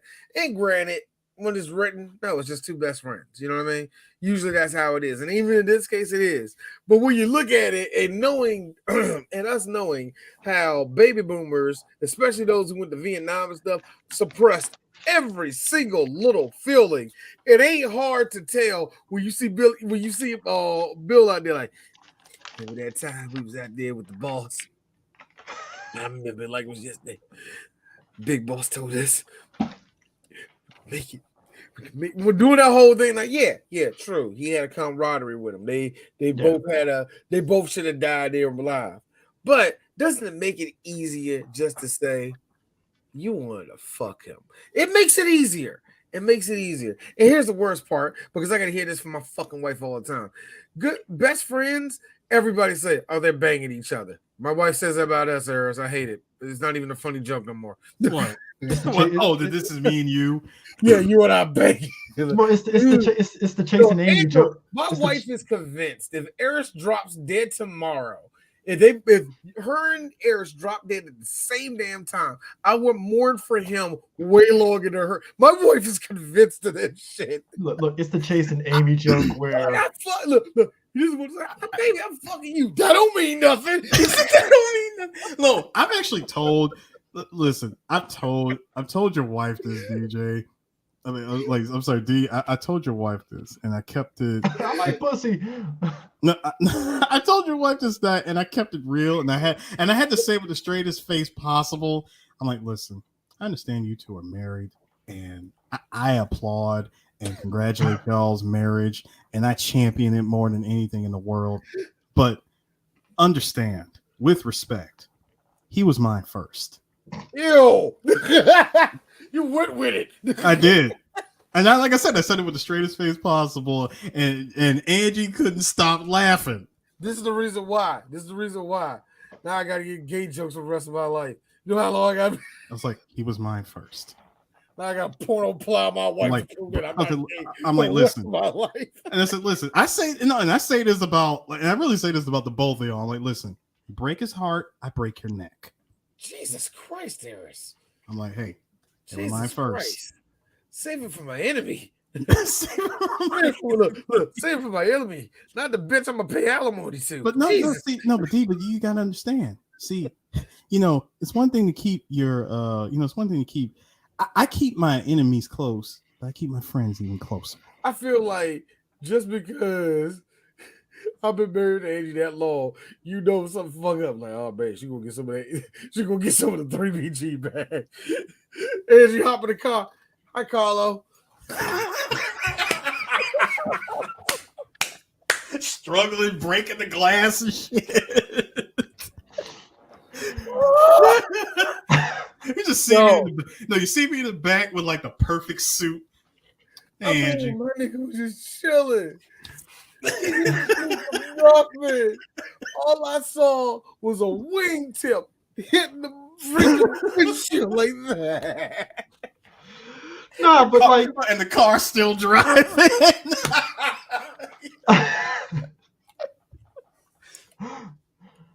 No, but what had me rolling though is like, leave the gun. Efficient killers, they are white killers, white ones, baby.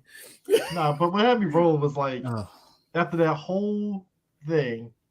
Because they set up booby traps and stuff to perimeters around the perimeter. This was after. Hold on, was this after the wild boar? No, that's what I'm talking about, the wild boar thing. Yeah, wild boar. So they're thinking it's there, and you see a giant body leap on the Mac, and I'm like, oh shit, what the fuck's going on? He's stabbing, and you see blood, and everybody's like, what the fuck's going on? Mac. All of a sudden, boom, you see they flash a light on Mac, and he's looking like this. They got the motherfucking board out here. Nigga.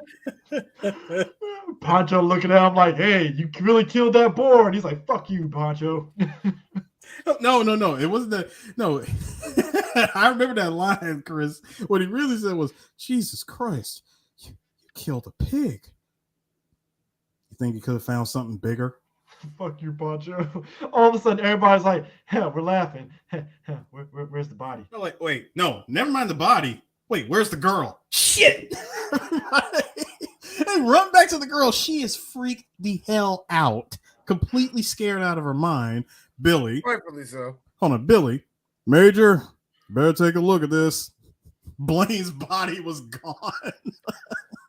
I think it was at this point where Billy was really comfortable with his death happening. He didn't know when it was going to happen, but at this point, for him to be that comfortable saying that, it's like, oh, Billy knows he's going to die. He just don't know what's going to happen. Listen. The giant and shaman one told me we're all going to die. Man, Billy was out there. He walked like to the edge of the river, walked to a river, put his hand in the river, go, it's cold. He's right in front of me. Like, what? Like, again, that's probably why Sonny was about to knock out they probably had this nigga doing some straight up Vulcan Raven bull crap. I'm pretty sure he had a bowl. He got like a chestnut, threw like something in there, started crushing it, and like rubbed it on his face. Here go waka laka. It's a deleted scene. I'm pretty sure they did it. It's a deleted scene where the Predator's chilling in the cut and seeing Billy walk to the river, and it's like, this guy looks like an honorable warrior, and he does some, like you said, some Native American shit. And the Predator was like, "Will you stop it with fucking power moods?" That shit go. I know it do, but stop me. I need a beat maker And we hear that you know how beat makers are. They just give you like 4 seconds of it. Don't even give the whole thing. You like that shit hot. Let me tell you something. Let me tell you something. Fuck these niggas up. But we like, yo, this nigga. And this is exactly why we will never get Wes Studi to interview on the show, because he's like, I heard your show. You made fun of Native Americans. Not at all. Like that. We actually love y'all very much. Talking about, man. I use the term First Nation with y'all because this is actually technically y'all place. Real talk. And look, just on behalf of all black people, look, man. Buffalo Soldiers was G's, man. We ain't mean to kill all of y'all, man. We're so Fun sorry. fact for a lot of y'all. Do you know that the Buffalo Soldiers were technically just exterminators for the United States government? That's right. We killed a whole lot of tribes. And I know it's effed up. I mean, Black excellence. We were good at that shit. Look, the point is, nothing to be proud about. So at this point, that's when the guys decide, hey, we're going to try to trap this predator. And Anna sits there and says, today that the creature was bleeding. And that's after Dutch has to sit there and literally kind of sort of hem her up to get some answers. And she finally after a day,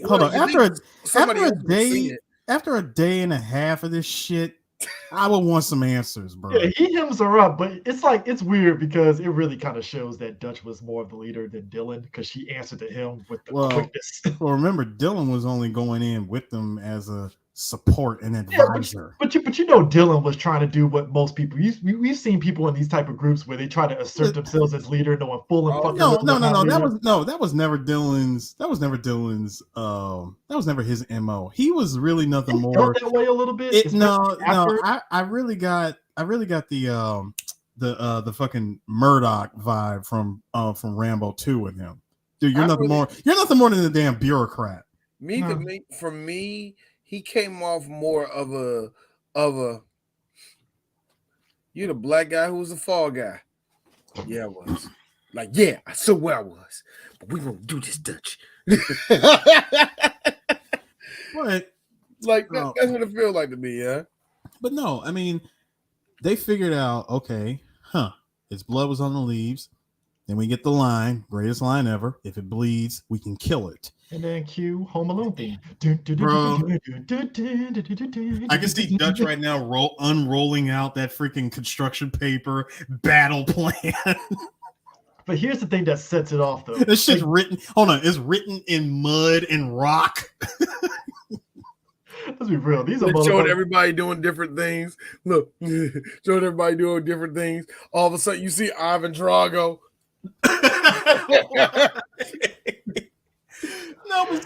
but they really do come up with this plan, and y'all. First of all, they set up like the greatest Home Alone Acme company trap that's like spread across 50 meters. Like, was it 50 meters circle? No, 50 yards. There was like they did it around because they said, hey, we're trying to make it to where it has one way in, one way out. Exactly. This is the only way in. There's tripwires everywhere.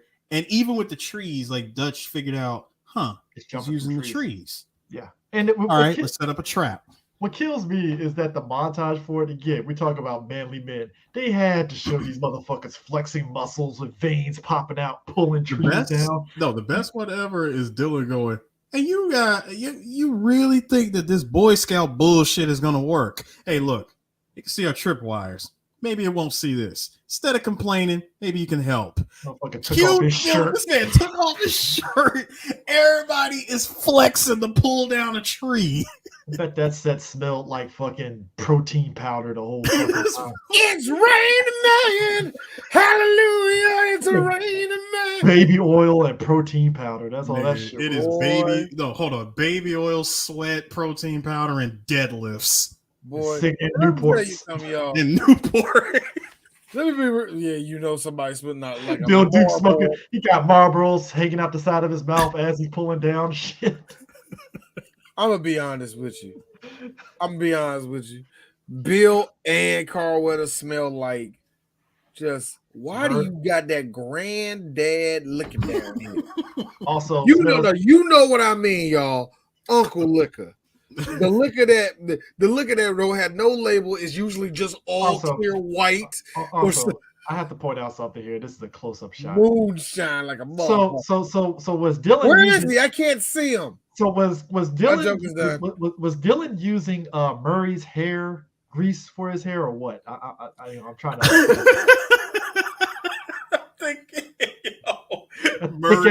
That thick ass Murray's hair grease. I gotta be honest with you. I know that looks like a Luster's, man. Nah, it looks like a void. It looks like all of this looks like a black hole, like the inside of a black hole, like the event horizon around a black hole. It really is. Like, yo, Bill Duke is a dark ass nigga. Real talk. He's dark. This scene show emphasize his darkness. It's like, holy shit. No, not only that, we also this scene also emphasizes his keen eye for detail, because your boy Mac tells him to turn around. Hold up, you gotta whisper it, sir. No, sorry. Over here. Turn around. Like, why? He doesn't even say nothing. He just looks off to the side just to make him turn, took out that knife, and stabbed a scorpion. Dylan looking at him like, thanks. Like, thanks. Anytime. Nah, the other one, remember when Dylan slipped? You go, son, motherfucker. I already did that. I did that one. It was when he took when he took that knife and he stabbed that scorpion off of him. I was like, yo, Dylan, you almost died like right there. And like right there at that spot. Oh, that being also said, I did ask Mr. The Top Gun moment, it's like they got the big ass G-Shock watch, the military one with all the fucking analog stuff that you don't know what the fuck it does. Yeah, bro, fucking, like the watch is like this big on his wrist. Man, listen, every movie had one dude that had that big ass watch for no goddamn. No, wait, it's like that big. Giving away our goddamn position with that watch. Goddamn. Yo, I asked another question about that thing. I remember asking Bill Duke. God, we was like, he was like, man, we asked him, where he got his motivation from and all the rest of that. He keeps it real. He gets it from different people and all the rest of that. And I was like, so did you know? Like, how many people did you know go to Vietnam? He said, those are the first people I talked to. You're like, you don't think I did? That's why I got the whole character for Mac. Was based off of somebody they knew and all the rest of that, So in his mind, he said, I took that and I took it from also. Basically, what he did in Commando, he did it here. They just took it to the jungle. That's all he did. He said, I kept that same thing. Former military, ex-Green Beret, all the rest of that. I just did it and said, just doing it in the jungle this time. That's the only difference. Here's the funny thing. There was something else too, and I think Carl Weathers said it. Because again, we mentioned earlier about like, the 80s and people working out. Carl literally said damn near everybody got up extra early just to work out before they started shooting that day.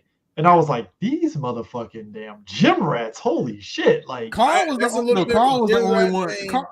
only one that was like, screw y'all. I'm going down to the kitchen. I'm gonna have me some breakfast, have me a cup of coffee, and then I'll join you later.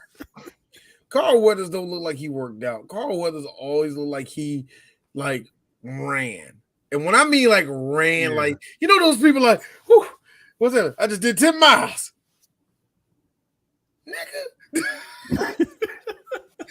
People that look at you like all I did was that much. It's like, see, but in his case, always came off to me like, but in Carl's case, and this is why I think his role or that part with him helping everybody set up that trap was so key in my opinion, because while everybody else was working out like offset, and which I think Arnold had like his own personal gym brought in while he was working on the movie. Oh my god. Arnold is the only motherfucker I knew that was lifting weights and smoking stogies at the same time. And that was something else that Carl brought up. He did say, you know what? I blame Arnold. He's the one that got me smoking stogies. I mean, because Arnold, because Arnold's a a bit of a gay wad himself. I see your muscles. I see your muscles. They're really good. They're very big. Here, have a stogie with me. But like, you like this? I have a stogie with you. Yes, show that you're a man. Put something phallic in there. That's the way it always came off to me. Like, if you want to be a true man, do it now. I always felt like to me, if you want to be a true man, you got to make something phallic. And for a lot of dudes, it's smoking a joint, smoking a cigarette, stogie. And for some men, they make giant fucking penis statues of themselves. You know, every man has something different. But I just say though, stogies. I thought it was interesting. You have to do something very gay to show how very straight you are. I thought what was interesting about this movie is that it's at this moment that the movie all of a sudden hits the gas at 90 miles an hour. Because no, it hit the gas when the trap doesn't work. I like how this was Snake going through the jungle right before he gets to Slokalov, and all of a sudden, because here's the funny part, Billy, Dutch goes down. That's Slokalov, the other guy. Grannon. That's Grannon. So Dutch goes down, and he's now out in the open and stuff, and that's when, Dylan comes down and it's like, Dutch, what the fuck? What are you doing down here? And Dutch is kind of like remiss to himself, like, well, I guess we ain't going to be able to get the creature. Not knowing the creature was literally here the whole fucking time before he hit the trap, which even in and of itself is scary as shit, because it was literally like, yo, that creature was probably going to murk his ass in front of everybody if it didn't hit that trap. Because he stepped out over the trip wires and everything, because they were sitting there for like a minute and there was nothing. And so Dutch decides to throw himself out there as an incentive, like let me sort of bait the predator into coming into the trap. He had no idea that the predator was behind him. Right, that in and of itself is scary, because it's like that shit was like right there, like almost by a cheek, and then bam. Because all you heard was toing. So the predator, like any predator, he's all freaking out and shooting his blaster every fucking which way. Like a dumbass. I'm sorry, that was on him, because the second you're like, why are you making that sound like that, dog? Well, D, let's be real, D. You're an alien on Earth, and you get swept up in a primitive net. I would freak out too. I mean, hold on. I mean, first of all, is that any? I don't know. What would you find more terrifying? The predator freaking out after being caught, or the predator performing first aid on itself? I mean, that shot when he performed first aid after that, after that gunshot to the leg, and we just hear that blood curdling scream from like way off in the distance. And bear in mind, he had on the helmet and mask, so he wasn't. That shit echoed throughout the jungle. He wasn't a typical Earthling where, how movies, which funny enough, Kevin Smith debunked this and said that shit doesn't work. You know how movies, they drink a swig of liquor and then they take the bullet out like, that shit doesn't work. No, Kevin Smith was like, that shit does not work. No, the way you do it, you have to it's not just like 2 sips and you're good. No, it's all right, you got another one? All right, give me one more. I saw this white guy take out his tooth with a wrench, right? But the way they did it, he had a big ass bottle of whiskey, slammed it, gave him a bottle of beer, drank it. He was like, I was really like, let's go. Ah! He didn't feel none of it. I was like this. So there are ways. There are ways around this. I knew it. Can I also point out that first aid the scene? Caucasian showed me. Can I also point out that from that first aid scene, Mac, had you just aimed a little bit lower, you could have caught the predator in the kneecap. Well, here's the thing. And he'd have been done. No. The predator's physiology is a little bit different to Earth, so I don't think a kneecap will work. I don't know, man. He does a lot of leaping, Chris. Yeah. I think you take his days of leaping across the trees would have been. You take out a central joint, a central articulation like that, I think it would. From a minigun? You know what kind of bullets fire out of that thing? Guys, we're talking about a 7'5" Rastafarian alien. I don't think that bullet would have did shit. Hold on. First of all, it did enough for it to perform first aid on itself. And Chris, I hate to be this person. If you say Rastafarian is a religion, not so much a race of people or a breed of people. You need to really kind of straighten that out. Like Stokes, Mariah Stokes. Like I said, look, Chris, I'm like that. I'm that dude too. Look, I hate to be that dude. It wasn't OJ's Bronco. It was Al Cowling's Bronco. I'm that dude. I am that dude. No, but seriously, had you just aimed a little bit lower, you could have took out the kneecap. His tree hopping days would have been done. His thing, sir. Here's the thing. You know what? Yeah, close is in horseshoes. All right. At the end of the day, they didn't do it. And I know he didn't do it, but still, he was in a lot of pain. Yeah, that's cool. We can what if this shit. We're not what ifing this shit. He had a shot. He missed. All right. He was fucking invisible, Chris. No excuses. All right. No excuses. All right. I'm gonna Fox News this shit. I'm Tucker Carlson. Okay. Hold on. D, before you even say anything, Chris, I want you to remember that when all three of us end up in the jungle and one of us catches that shit first, I want you to have that same damn energy. Exact flow, nigga. First off, I'm just gonna be like, well, it's been nice, gentlemen. You suck. You know that. Chris is going to try to lead crawl. Chris is going to look. I expect both of you. Look, no real bull crap. Chris will Dave Chappelle run out of that jungle. Y'all niggas help yourself. Like, I expect both of my best friends to be selfish.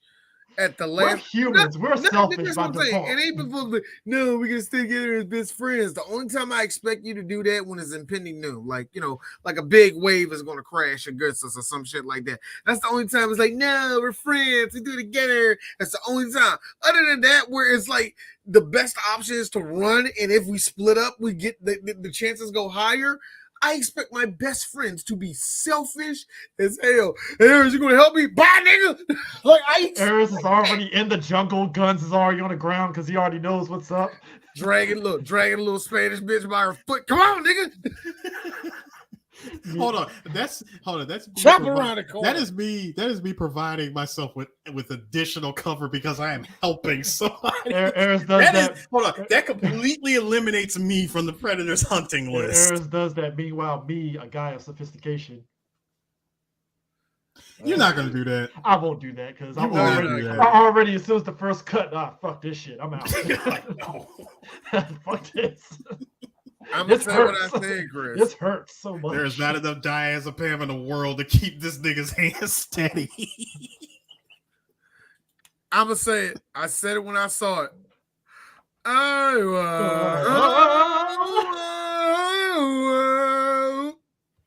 God damn it! Can we just no? You know what? Listen. Next podcast, y'all. I'm gonna get the clip. All right, I'll get the sound clip. I'm all I'm saying is this: like, here's the thing, Poncho. I will do it. I think Poncho. Look around and find out. I'll do it. I gotta be real. I think Poncho got the easy way out. You take a whole ass log to the chest. That's death. He still took a headshot to from that shoulder cannon. No. I know he got the shoulder cannon. I just think the shoulder cannon was the old yeller. Like, yo, let's put this motherfucker out of misery. He ain't making it to the chopper. Dog. Fuck this. Look, we got a few options here. Hold on, Predator with the aim of Hawkeye because he was way off in the distance. No, two things here. Now, yes, I know them dragging Poncho would slowed it down. What got me was, okay, the Predator was already dealing with Mac and Dylan. How the fuck did it have the speed of Jesse Owens to catch up with those guys? Did you not see the shitty chroma key Predator doing this shit? Running from the side after he done blasted Dylan's arm off. And then yeet his ass up with the blades. Because first off, I have a feeling because, I think we said, D said it and you said it, Sue. The Predator's an asshole. I had a feeling that he lulled Mac into a sense of, like, Mac got him and he never did. 100%. Because when Mac is crawling on the ground and he sees a laser, first off, Mac, if you see a laser, you might want to not be in the way of the laser. Why would you put your head towards... Nigga, you were in Vietnam. Exactly. Laser sight. Why would you put your face in the direction of said laser sight? At best, if Mac dodged the laser, he might have would have gotten the Wolverine special and you know. But you know what's messed up is it really didn't matter because the laser sight, that was just to lull him into a false sense of security. Predator was like right there with them. Yeah, he was on top of him. Yeah. It was like Kevin and Homer. It didn't even matter. He was already like draped over on top of him. It was like Kevin and Homer. It was like the errors. All of this would have been different if this happened. If this happened during the time of Prey. Yeah, that laser was fucking everybody up. Not now. No, he did that to himself. So, D, you want to know what that was? Now that I think about it, having the Predator like literally that close to him on top of him. You know when you play Metal Gear Solid 3 and you fight the end and you take forever you take forever to fight him. This motherfucker finds his way. He rolls up next to you with the fucking dragon off. I never had like my first. You got a lot to learn. That was my first time playing the game, playing the end. I don't know why I sat in that one position trying to shoot him because I was scared to shoot and I didn't know what to do. And to this day, I still don't. I don't fight the end. I just skip it. No, seriously. You like me when you just set that clock. No, I do two things with the end. I shoot that nigga from afar. No. You know what I do at the end? I actually do the shit where when you get into the factory for the first time, you shoot him in the wheelchair and it blows up. I'm like, fuck you. I'm not doing your battle. Kiss my ass. I'll take it. Yeah, I don't fight him at all. I don't fight him at all. Thank you, Chris. I did it. I'm that guy. I came up with inventive ways of killing him. That's nice. That's nice. But no, I was just saying, I've done it. I can't because do it. I did it one time and that's it. No, I've done it because when I was playing that game hardcore, I knew where the hell he was going to be. And I'm like, okay, you first start off, you're going to be over here. I pop you one time, you're going to get up and you're going to run over there. It's not even RNG. It doesn't really start getting RNG until you play it into the higher difficulties. But anyway, back to the movie. Yes, Brian, I'm with you on that. How the hell was his head still intact? It was a big ass giant gaping hole, I guess. I don't fucking know. But speaking of which, if you ever want to see a death face, wait. Hold that. Hold that there. Right there, bro. Dylan. This seconds from death.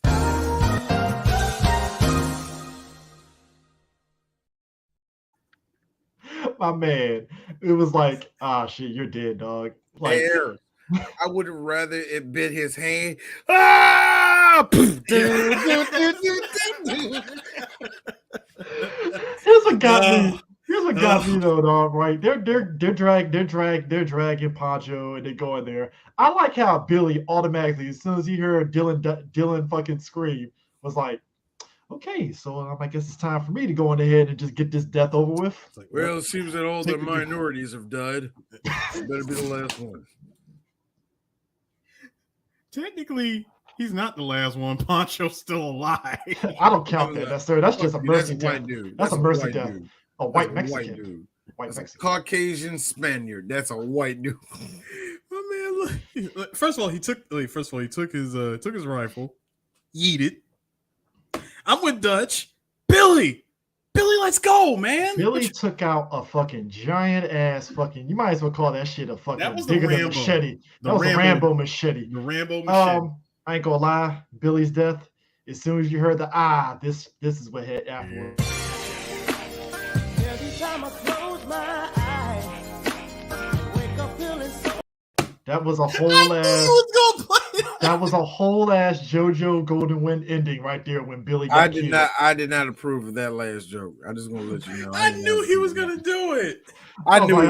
First, you load that thing up slow. I knew it was coming. But here's the kicker, though, right? I think he got it the worst because we actually saw the part where the Predator.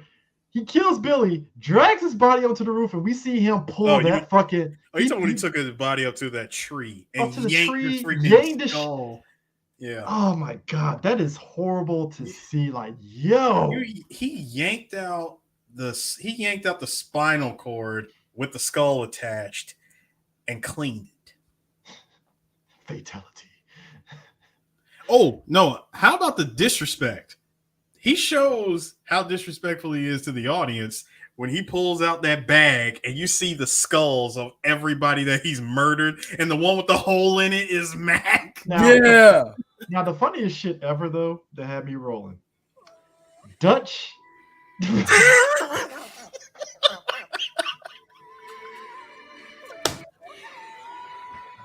Why are you playing that, D?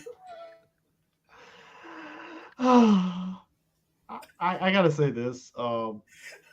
Did you love the +6 on block kick that Dutch hit on that gun? Wait, +6 on block. Wait, what part? When he kicked the gun out of Anna's hand, that that Ryu donkey kick to the gun, dog. It was like Dutch. First of all, Chris. So Jay Feely over here decided to field goal kick that damn gun, and it made contact with the Predator. You knocked the Predator out of the tree with the kick to the gun. Yo, kick that shit out of her hands, and she's like, "What the fuck? I was trying to help you out." Nah, nigga, that shit was kill you with a gun. Get to the chopper, nigga. Now, here's the thing. This is where there was an inconsistency in the editing, right? Oh, yes. So clearly the Predator with Eobard Thawne speed is like right behind his ass. He trips and falls down a slope. And the editing is so janky on this part because he says, "Oh shit," and it looks like it's an open clearing. Now, when they point the camera when he's going down, it's straight ground. It's straight ground, which I'm like, so is he gonna pull? Is he gonna just break his legs and that's it for Dutch? This man fell into whole open water. The editing is janky because he's 15 feet away from where he would have actually dropped. Well, I don't care guys. I don't care what Louis II shenanigans was going on. They didn't have that type of slope to do that shit. Wait, Six Flags where you go, whoa. Wait, hold on. Guys, I got y'all. First of all, a dead cameraman. First of all, anyone who watched the behind the scene, you clearly see that Dutch is on a slide. All right, he is literally riding a slide.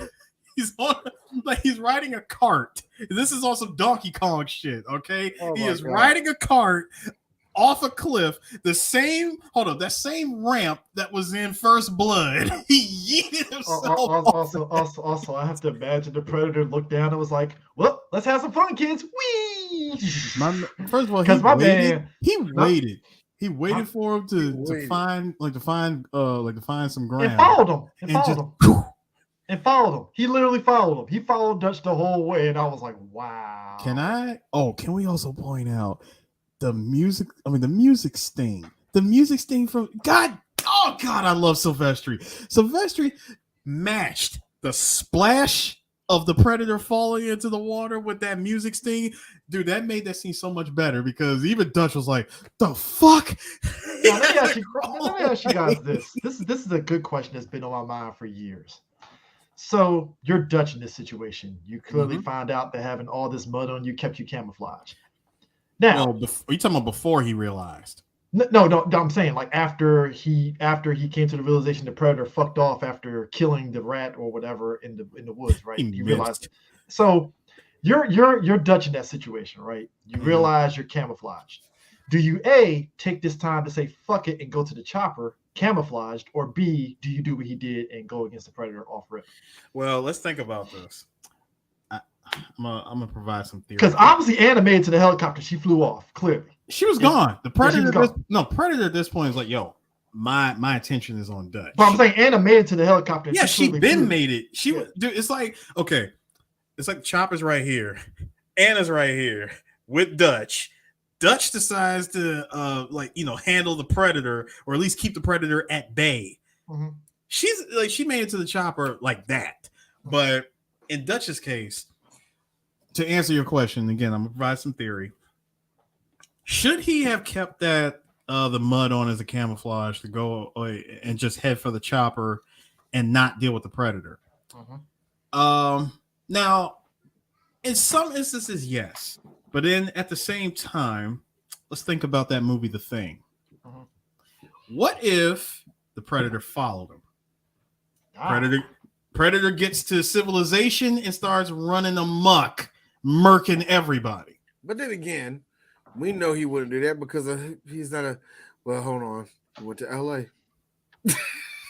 I'm about to say, I was like, D, catch yourself, bro. Because something in my mind, because I would have handled it. Because that moment, I gotta admit, it is a very tense moment. Because if I was in Dutch shoes, number one, I would probably piss myself. I ain't gonna fucking lie. I see a fucking predator coming up on me and shit, and it doesn't spot me. I'm like, I'm getting the fuck up out of here. Fuck this shit. This is hard. Did you see? No, wait. Did you see him try to reach for his sidearm and he grabbed nothing? I'm like, dude, you got no weapons, bro. Just got a knife. Just a knife. That's it. Knife ain't gonna do shit when you're hiding under all that damn brush. Now, That is your knife, John. Now, my thing is this: if I was being a hero in that moment, can you imagine if he tried to surprise the predator and like stab him in the gun or something? That would have been the quickest fight ever. The predator's like, the fuck, nigga, get the fuck off me. Yeah, he would have got choked. Because technically, Dutch had the element of surprise at that moment, but I think it would have been probably ill-advised if he tried to like get at him and shit. So all that predator had to do was take all of that unbridled dreadlock strength and just Kane style choke slam his ass, hold him down, blaster. Do you like go to work? Pull out. That would have been it.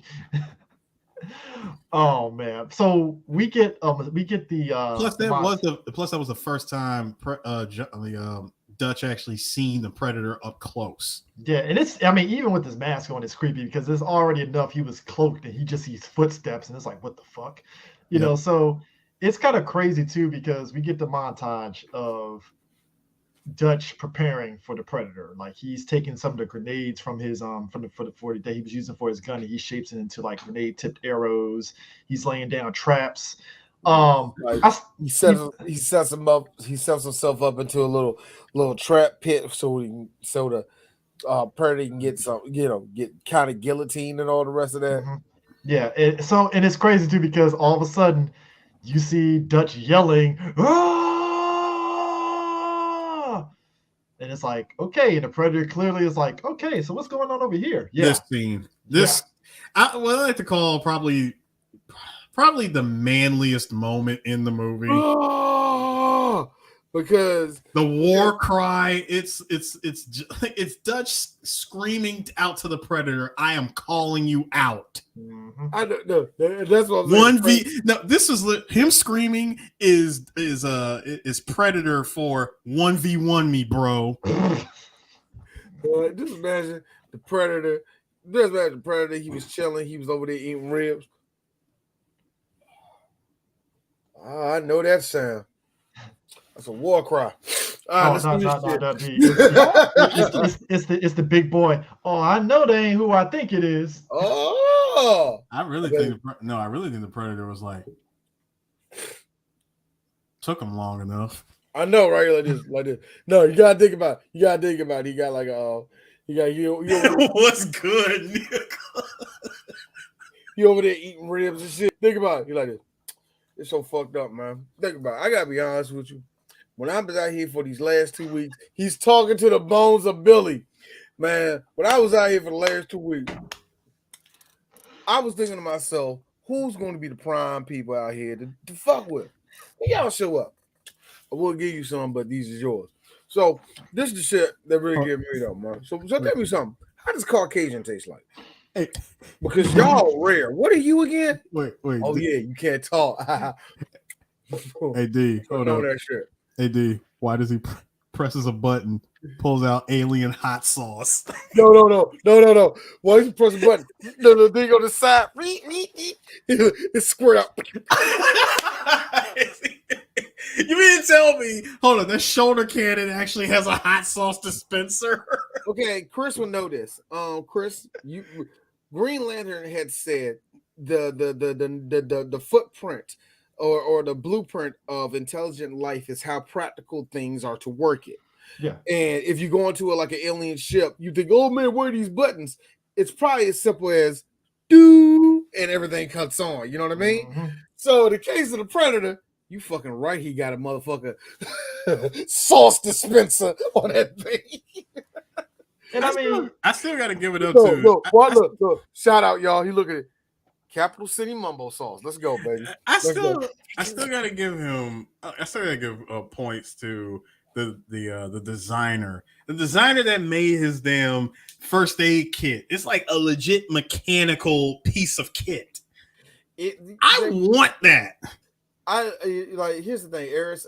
We like to say, like, you know how stuff looked in the 80s. It's not so much the look. It's not so much the look where it is the ambition that was there in the 80s. Yes. You know what I mean? It was just that they saw aliens a different way than we see aliens. You know what I mean?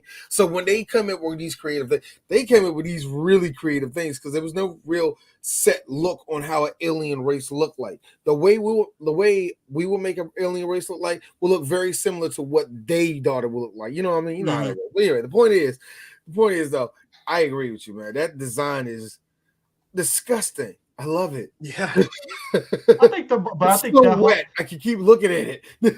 But the cat and mouse like angle that they were going for, I still love it to this day because like the moment where Dutch is hanging on a tree and you just see the camo, the cloak, right? The cloak. I'm sorry. We didn't catch that. I falls off a cliff.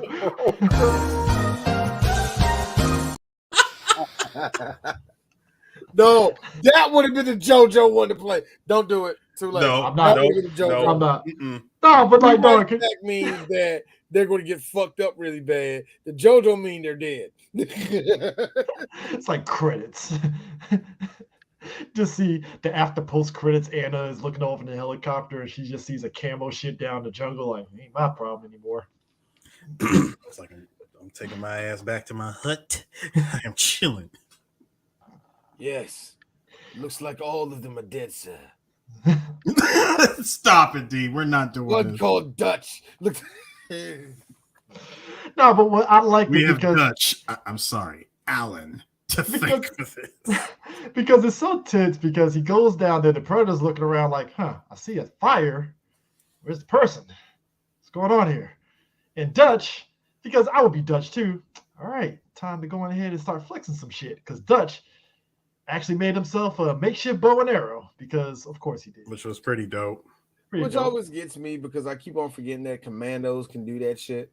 Like, commandos are literally people that are taught to make a weapon out of pretty much everything. You know what I mean? Which is awesome. Because think about it. This isn't just some military training. This is fucking art I'm looking at. Because my man made several blades for a trap, several spikes for a trap. He fashioned himself bent the bow. You see him flex. Yeah, he bent freaking bamboo and shit to make a damn bow and arrow. He actually took some vines, stretched that shit out to make it strong enough into a whole bow and arrow. That shit was crazy. I mean, and the thing is, like, is that commando shit that everybody learned from the fucking 70s, fucking around with the Viet Cong, where they were fucking one hand dunking on us. I want to make it very clear to a lot of people. Anybody, if you're younger than me or you're my age, you don't know. No, America lost in Vietnam. I mean, look, okay, we had 3 movies in Hollywood that detail how much of an L we took in fucking Vietnam. Trust me, America. You know how bad. Look, and I'm gonna show you. Look, for some of y'all who are too young to know this, America took an L in Vietnam so bad that they started blaming the motherfucking soldiers who got PTSD from this psychotic ass war. Remember, they like much like we said with the Predator. Oh, jungle moving, shoot it. You know what I'm saying? They had to deal with that crap. Dog. So Boomer. And then again from dead presidents, Boomer asked World War II, my war was better than your wars. It's like Vietnam pussies. I'm like, whoa, dude. No, like, hey Chris, you mean I think you mean I fought in World War II, you know, a real war. I'm like, bro. I like how he was talking like, okay, you know what, son? I'm done. You know what a white guy does this move? Okay, look, listen. I'm done with your excuses, okay? Nobody wants to. I was in a real war. Okay, I was like, yo, they started mansplaining. I'm mansplaining. They started dick measuring wars. Yeah, like, yo. Real quick about that though. That's what gets me, because it's not even just Vietnam. It's happening even to this day. Because we've seen Republicans that swear they're for veterans like shit on people, and there's even real people. I'm gonna say this is strictly online that don't understand the nuance of people that join the military, and they doing this bullshit of like, huh, you join the military, you're part of the problem. It's like, dog, shut the fuck up. Like, this shit is not what you think it is. Like, yo, don't do that. Like, It was at all. Look, we said it on a couple of episodes before. Even Rambo episode, we talked about that. Like, it's just one of those things. Like, you had to be around to know what the military complex was doing at that time. They had more money than they ever had, and there were kids that truly believed in it because we're fighting something that was honorable and noble. Yeah, because that was the first time a lot of us saw a war, and we were like, "Oh my god, this is our war!" And all the rest. We came off of World War II, so we were flying high, like, "Oh hell yeah, America!" It didn't kill me though. That's what I'm saying. When it came to us, man, we was like, "Oh man, fight for freedom," because 9/11, and you know what happened in mass, despite a bunch of us going and signing up, a bunch of people like Chris is like, but it was Saudi Arabia. Exactly. Yeah.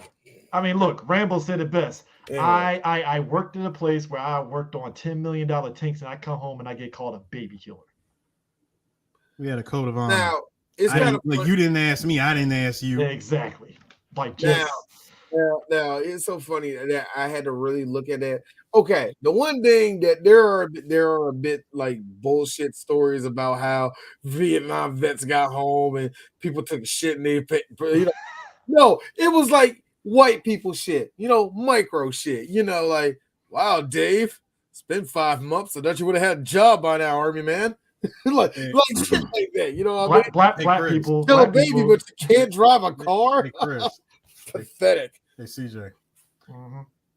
I wanted to win, but somebody didn't want us to win. Looking at you, MacArthur. Yeah. I swear, when Rambo said that shit, about, hey, you taught me how to win, but somebody didn't let us win. Accurate as shit. Accurate as shit. We treat Vietnam like a bad hangover. Bad hangover. Like, we never did it before, young. It is so funny how, like I said, if you were a kid that weren't around in the 90s, you would see it. The way they shitted on Vietnam vets, like they didn't do nothing. And I remember it was so bad that when a lot of people started popping up with the Gulf War syndrome and all the rest of that, there was this level of sincerity they took more serious. Mm-hmm. And then it took us halfway through in the Bush presidency to realize, the halfway through W, where we realized, the fuck you mean the vets aren't getting anything? I hate this country. Look, the point is this. So Dutch was in the motherfucking woods. My man literally. Let's wrap up this show, y'all. But I want to point out the weaponry was amazing. Dutch was able to go toe to toe. He set up his own decoy by, I don't know what it was, but it was like a stack of shit on a bridge. And he had shot the grenade arrow. Yeah, shot a grenade arrow at it, blew it up, and destroyed the Predator's cloaking device. And I'm looking at this, I'm looking at this. You know what I'm actually saying to myself?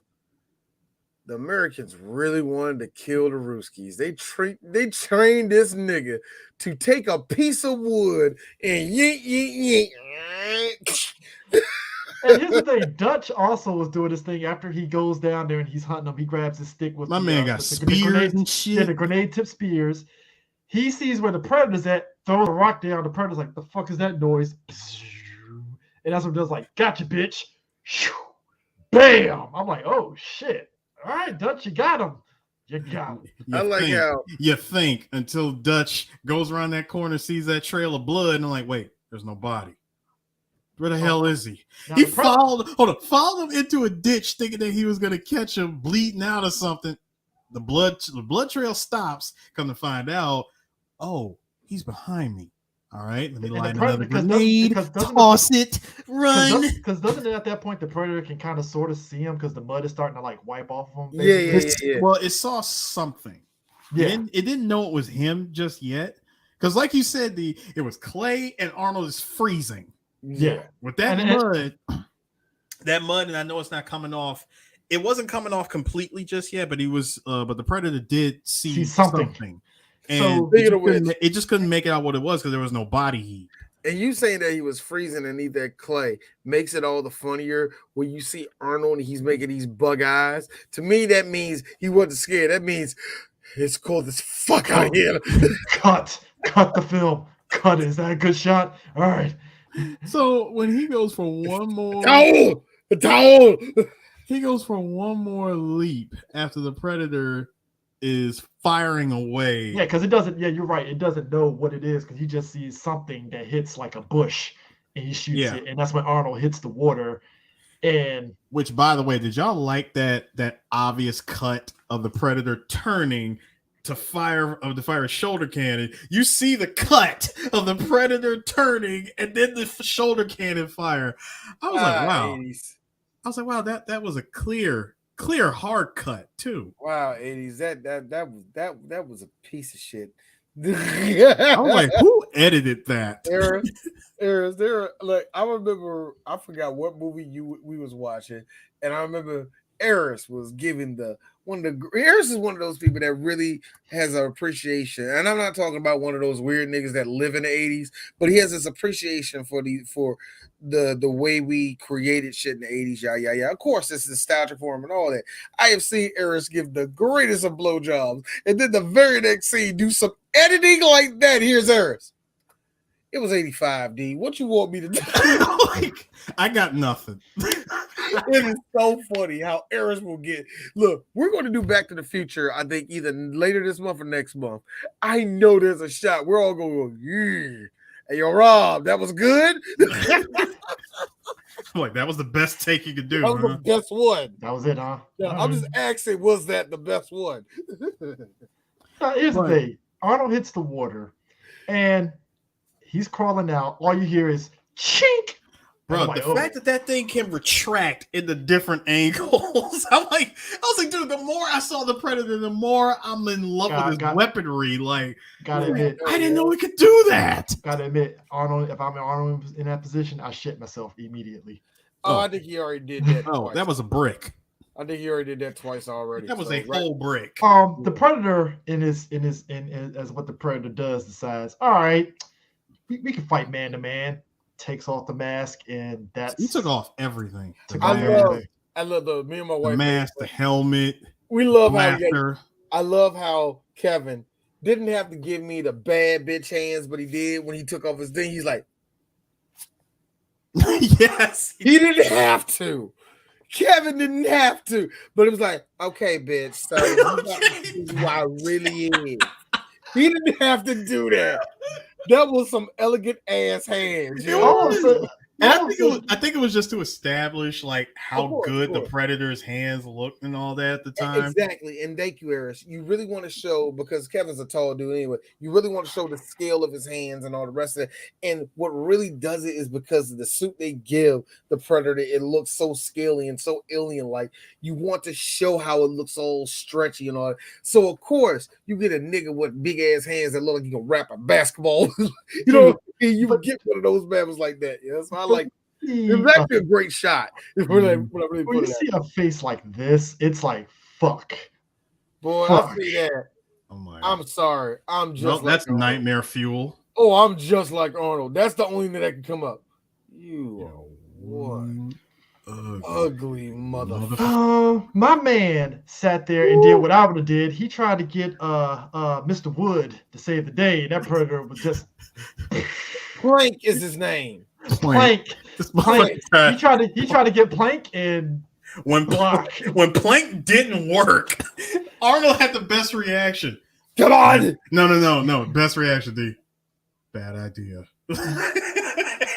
Bad idea. No, it's like, dude. Hold on. Have you ever seen somebody slow backhand you and you get yeeted? You know what it reminded me of? It's like when Vega loses his claw in Street Fighter. That was what happened with Plank. As soon as the Predator blocked it, clink, clink, clink, clink, clink, clink. It goes off. And you can't pick it up because it's broken. Then Arnold did, and this is the funniest shit ever because the Hulk versus Tony Stark was the funniest shit ever. Arnold punches the Predator. Predator's like, I ate that little homie. And the equivalent happened in Age of Ultron when Stark punched fucking Hulk and he spit the tooth out, and Stark is like, I'm so sorry. It's like you're dead.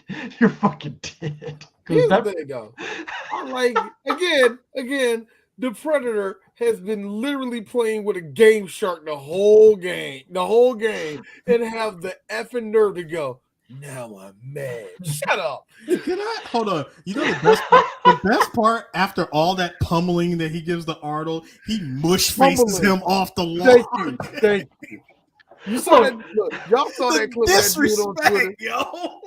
Y'all saw that clip of that dude on Twitter getting yoked up with two hands. Yeah, it's on that same level.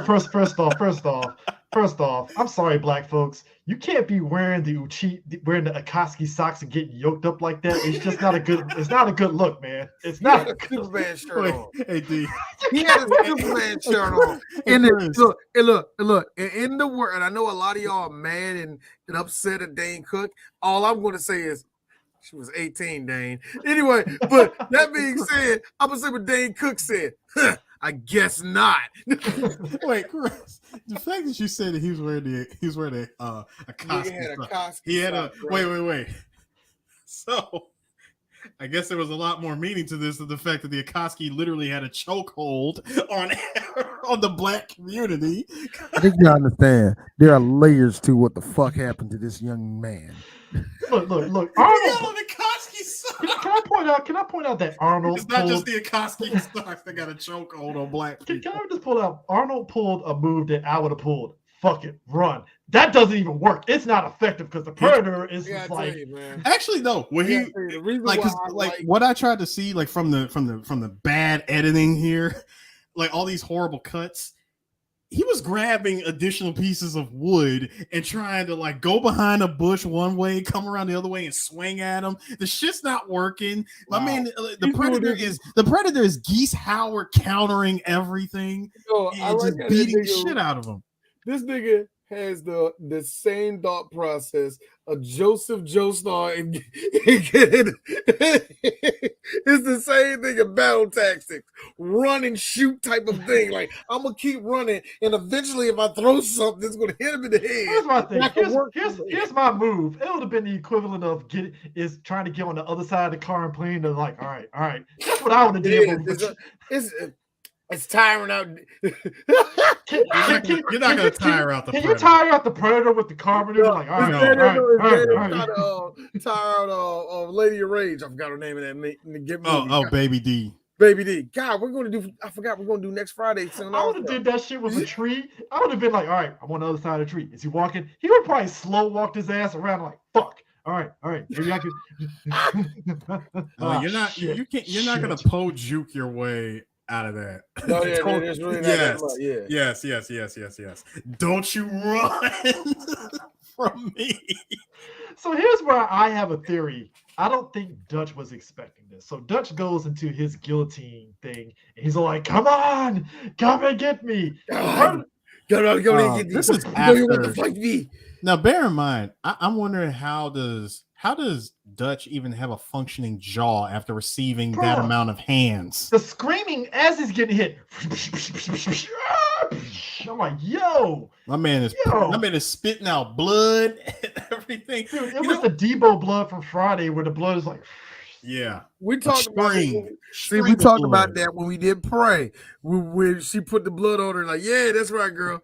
Hey, Nara, baby, wash that off. I think that is very, very carcinogenic. I think you don't need to do that.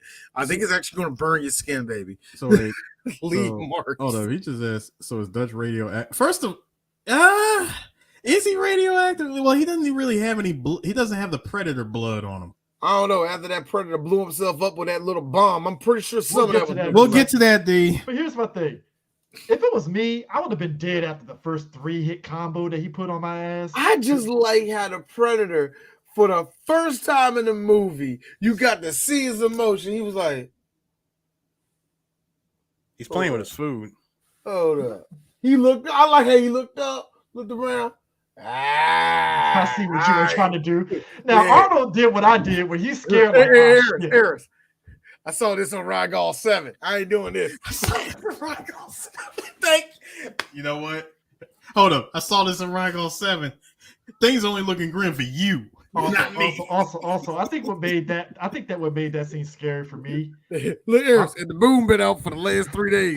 Ain't none of y'all turned to ape shit. I'm fucking all of y'all up. But guys, I think what made that scene a little scary for me. My man had the black man prison squat when he was looking at that shit. I know, Yeah, right? yeah. He was like, My man squat down.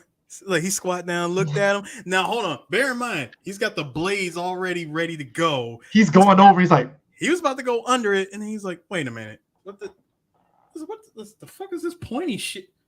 He's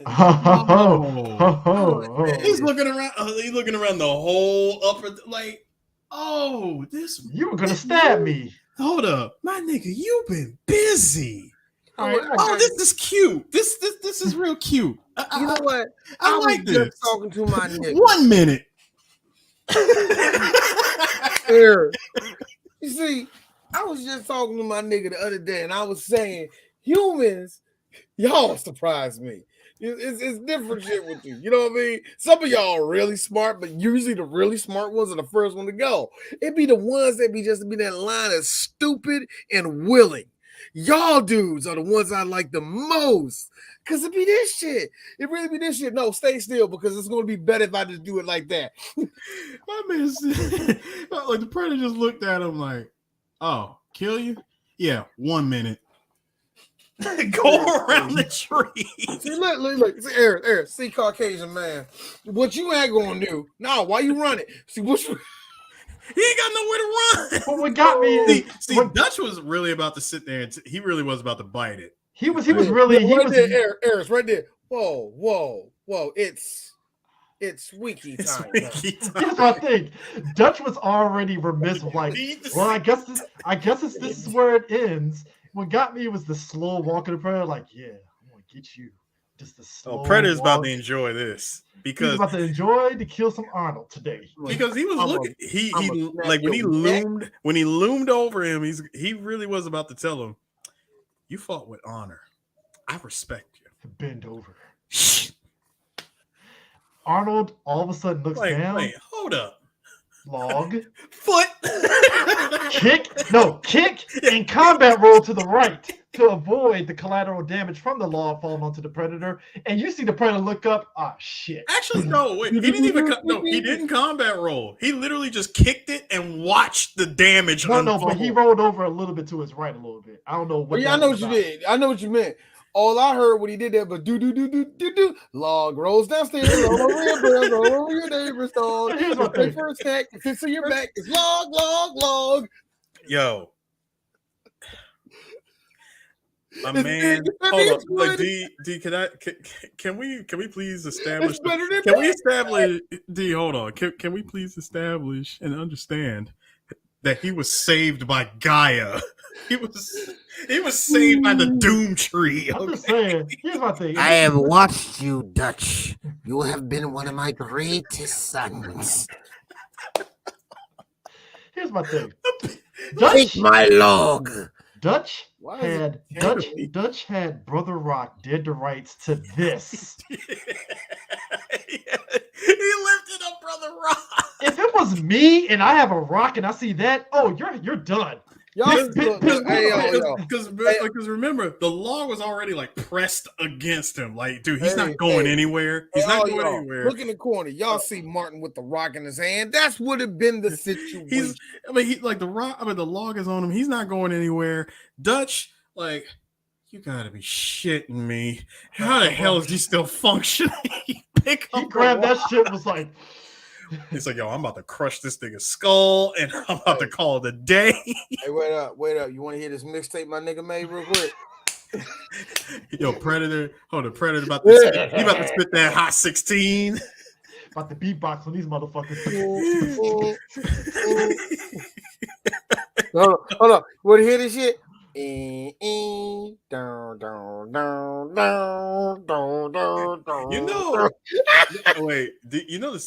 the funny thing is, and somebody needs to do a TikTok of this. Take that shot of the Predator like opening up his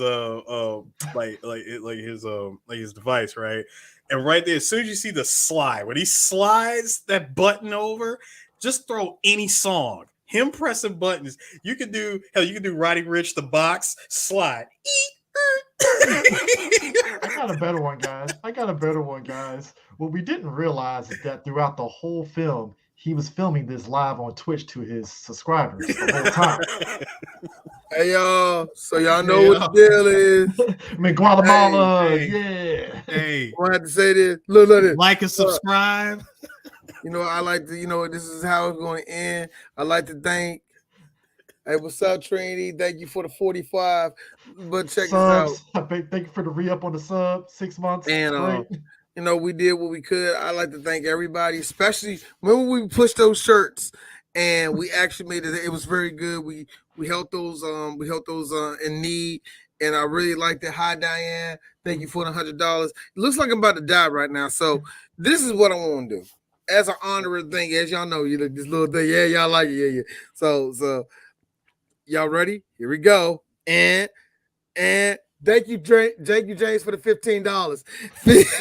Hold up.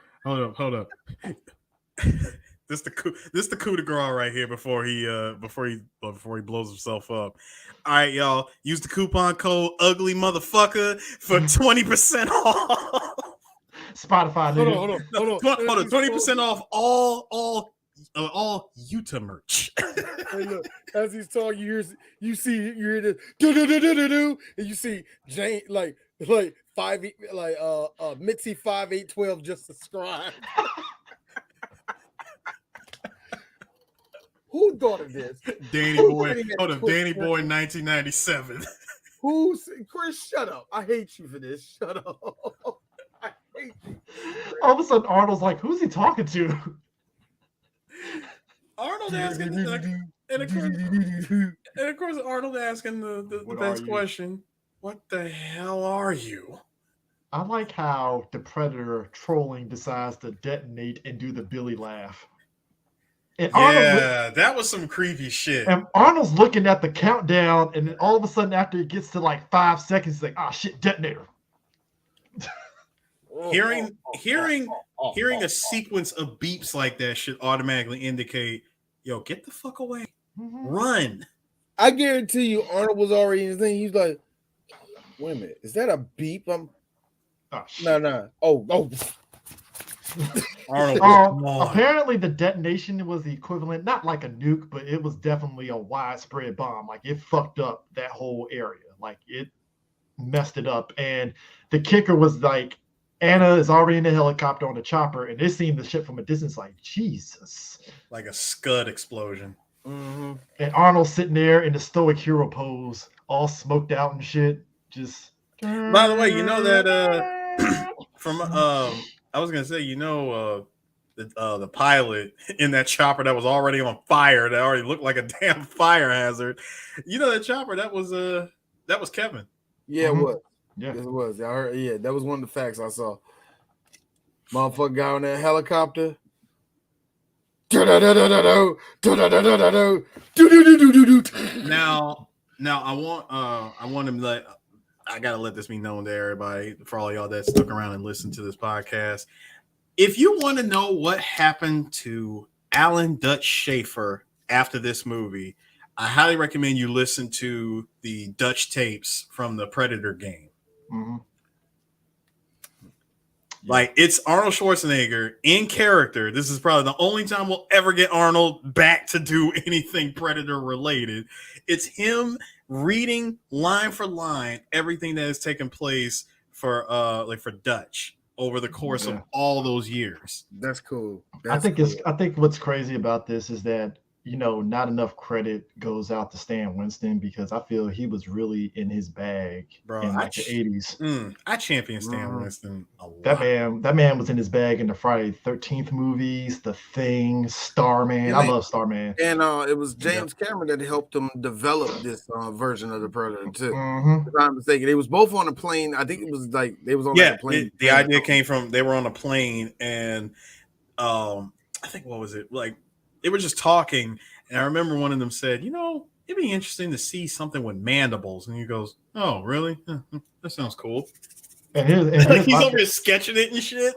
And I think it's crazy too. It definitely, like, It's kind of one of the reasons why like I hated The Predator, because it's like, as much as I know Shane Black wrote this movie, I know there were other people that were part of that writing process. So I know it wasn't 100% him, because like And one that's of the the fast track to ruin a movie. yeah, because I felt like Shane, if we ever get to the point of doing The Predator, I hated it because I felt he focused so much on the machismo, but he didn't get like, it was never about the machismo of the group. It was never about that. That was just one part of it, but it wasn't it. You took one part of of a dream job that Arnold always wanted. Was he always wanted to do a movie like The Wild Bunch, which is one of my favorite movies. Mm-hmm. He wanted to do a movie like that where it's just a bunch of guys, bunch of former special forces guys, like being together in the jungle, taking on some bad guys, and it's just a handful of them. Not like a whole army, it's just a handful of them, but they could wipe out, like an entire army by themselves. Mm-hmm. Just throw an alien, and there you go. Suddenly the playing field is even. Yeah, I mean it's but like I love the fact that this movie it went over budget, by the way. Yeah, I think it was like it cost was 20 million. The initial budget was $15 million. It went all the way up to 18 million, mostly because of the costume redesign and a lot of and I think some of the reshoots and a lot of the practical stuff that they had to do in the movie. That's what caused it to go over budget. Now, this movie went on to damn near make over almost $100 million. It made 98 million. I mean, let's be real, like that shit opening weekend, I think critics were pretty quick to shit on this movie. I mean, it wasn't like unanimous shit, but it was kind of like it was mixed. It was mixed. It was definitely mixed. Yeah. But like it was really to emphasize how 80s this movie is, it opened alongside Witches of Eastwick opening weekend. So it opened number 1, Witches of Eastwick number 2, Beverly Hills Cop 2 number 3, The Untouchables number 4, The Believers, never heard of that, number 5, Harry and the Hendersons number 6, Ernest Goes to Camp number 7, The Secret of My Success number 8, Platoon number 9, and $1 Million Mystery number 10, and Chipmunk's Adventure number 11. That's very middle of the road, very soft. So it did pretty well. It had to do pretty well against them, man. But Kevin Peter Hall definitely had, when you got 2 movies in the box office, Harry and Henderson's and this, it's like doing pretty good for yourself, man. Nah, come on, dog. Like really. Guys, can you indulge me? Guys, can you indulge me for a couple seconds, okay? Mm-hmm. As we know, there's a song in here called Long Tall Sally. And do y'all want to hear the Raisins filled version of that? Sure. Here you go. And I warn you, you're not ready for the flavor of white you're about to hear. It is Pat Boone, sir. When you said Raisins, I was really expecting to hear California Raisins version of it, but you really disappointed me, D. Thank you. I'm sorry, but have fun with the whitest version of Long Tall Sally ever. Gonna go tell Mary about Uncle John. He says he has the blues, but he has a lot of fun. Oh, baby. Yes, baby. Ooh, baby. Ooh, baby.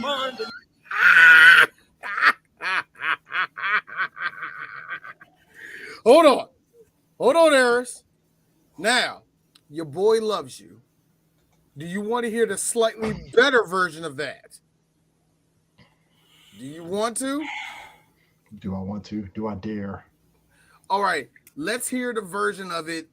Let me hear let's say the white girl that lives in the black neighborhood that thinks she's black, but no, she's not. This version of it.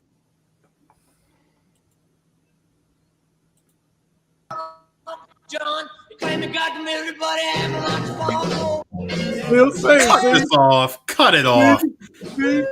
It don't have the same pop. It doesn't have the same pop at all, doesn't it? I've never been more disappointed in my life. Let me tell you something. Let me tell you a real quick story about Long Tall Sally. See, when Little Richard made it, there was one of those songs that was nasty as hell. Really, you look at the doggone lyrics of the song, it's like, ha ha. The best line in it is that Long Tall Sally was built for speed. I love that. I love that. She one of them girls. But anyway, but that being said, apparently everybody took that song for Little Richard and made it their own for, white people. It's one of the many reasons why Little Richard till his dying day couldn't stand crackers. So I like how why he wanted to. But also one of the reasons why it was on site between him and Elvis Presley too. Also, seeing how he went on that legit rant when he made his guest appearance on Martin and said that, remember that I did that, like I made it first. You want to know why they never found Bigfoot? Because I found him first. Shit like that. He kept talking about how everybody stole everything from him and that he never got the respect or the credit that he deserved, and which I will always give mad props to the king of pop. For when he bought ATV Publishing House, the very first thing he did was literally handed Little Richard his masters. Because the other fun thing, guess what else happened? See, the Beatles did that song too. Now here's the funny thing. It's actually, of all the white people versions, it's the best version.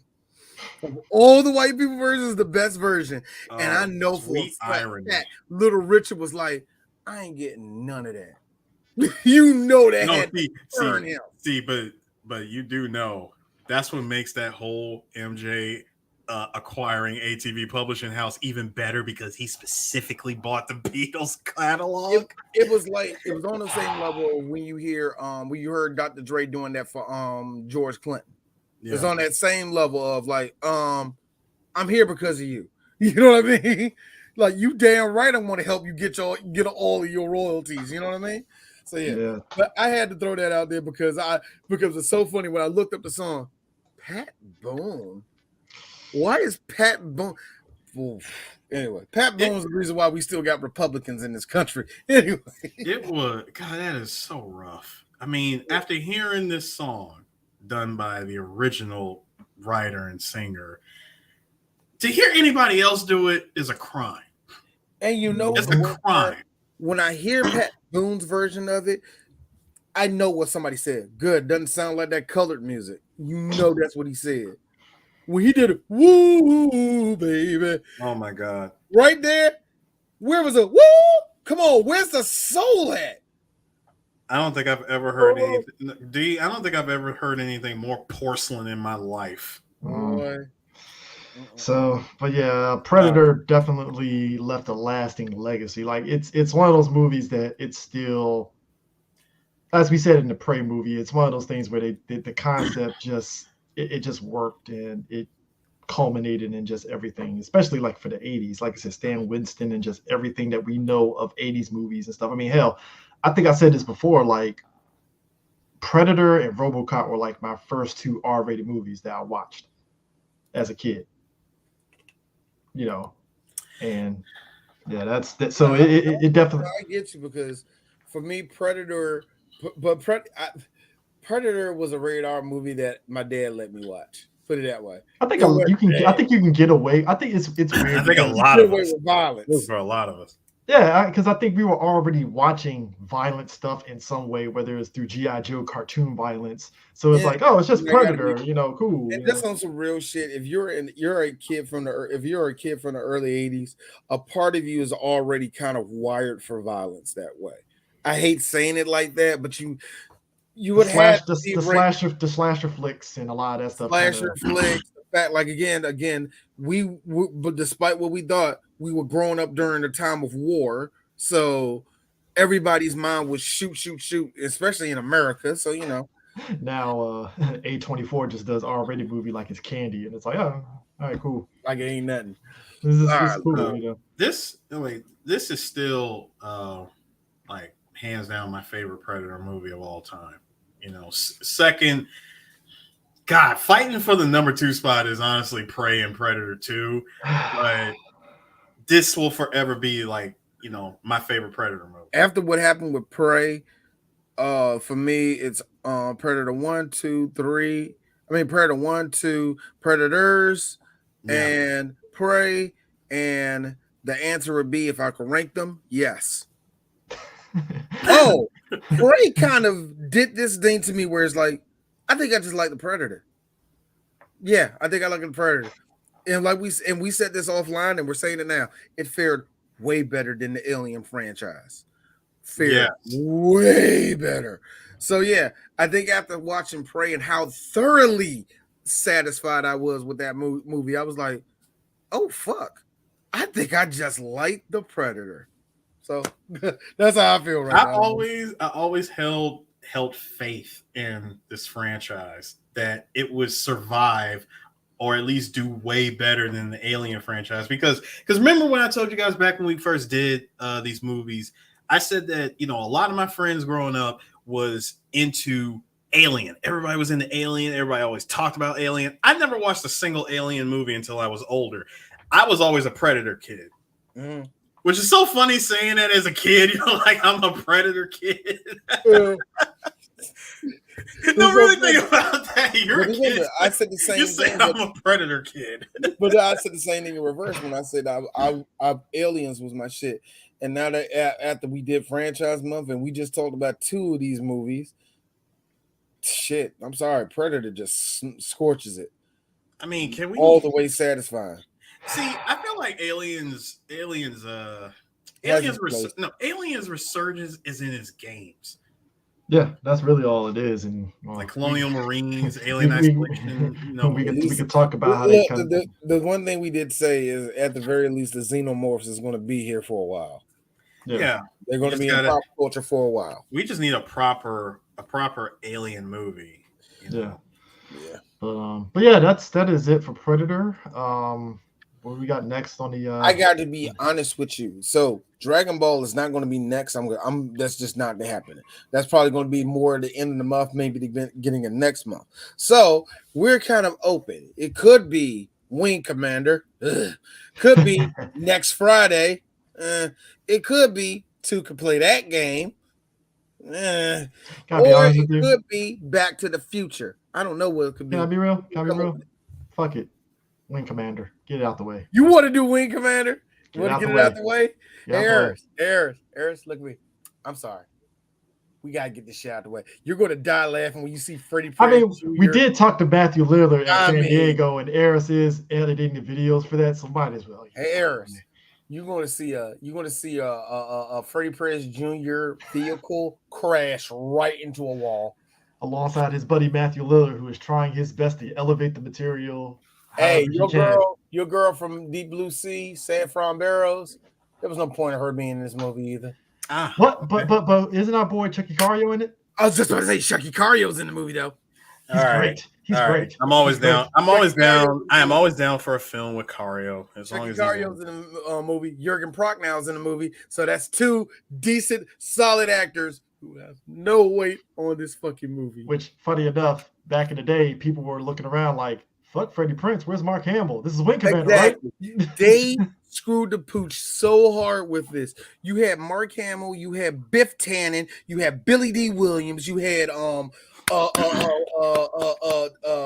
dude from Babylon 5. You had John Rhys Davies, you had all of these decent, solid ass stars. Cisco, I think, was in it. I think Cisco was in this joke too. Mm-hmm. So you had decent stars that were in it. And you know what they said? Well, Electronic Arts, fuck you. You just a video game company. We're we're a smart movie company. And I think this is what really started the villain art of EA, to be honest with you. Mm-hmm. Because but here's the fun part. Before I go in, before I even say anything else about the movie, here's the fun part. The creator of Wing Commander he was sitting there when they made that movie. So let this be known. What you're seeing is what the creator said. Yeah. He collected the money and just said yes. Oh, that's a nigga that got his money and ran. Anyway, we will see y'all next week. Peace.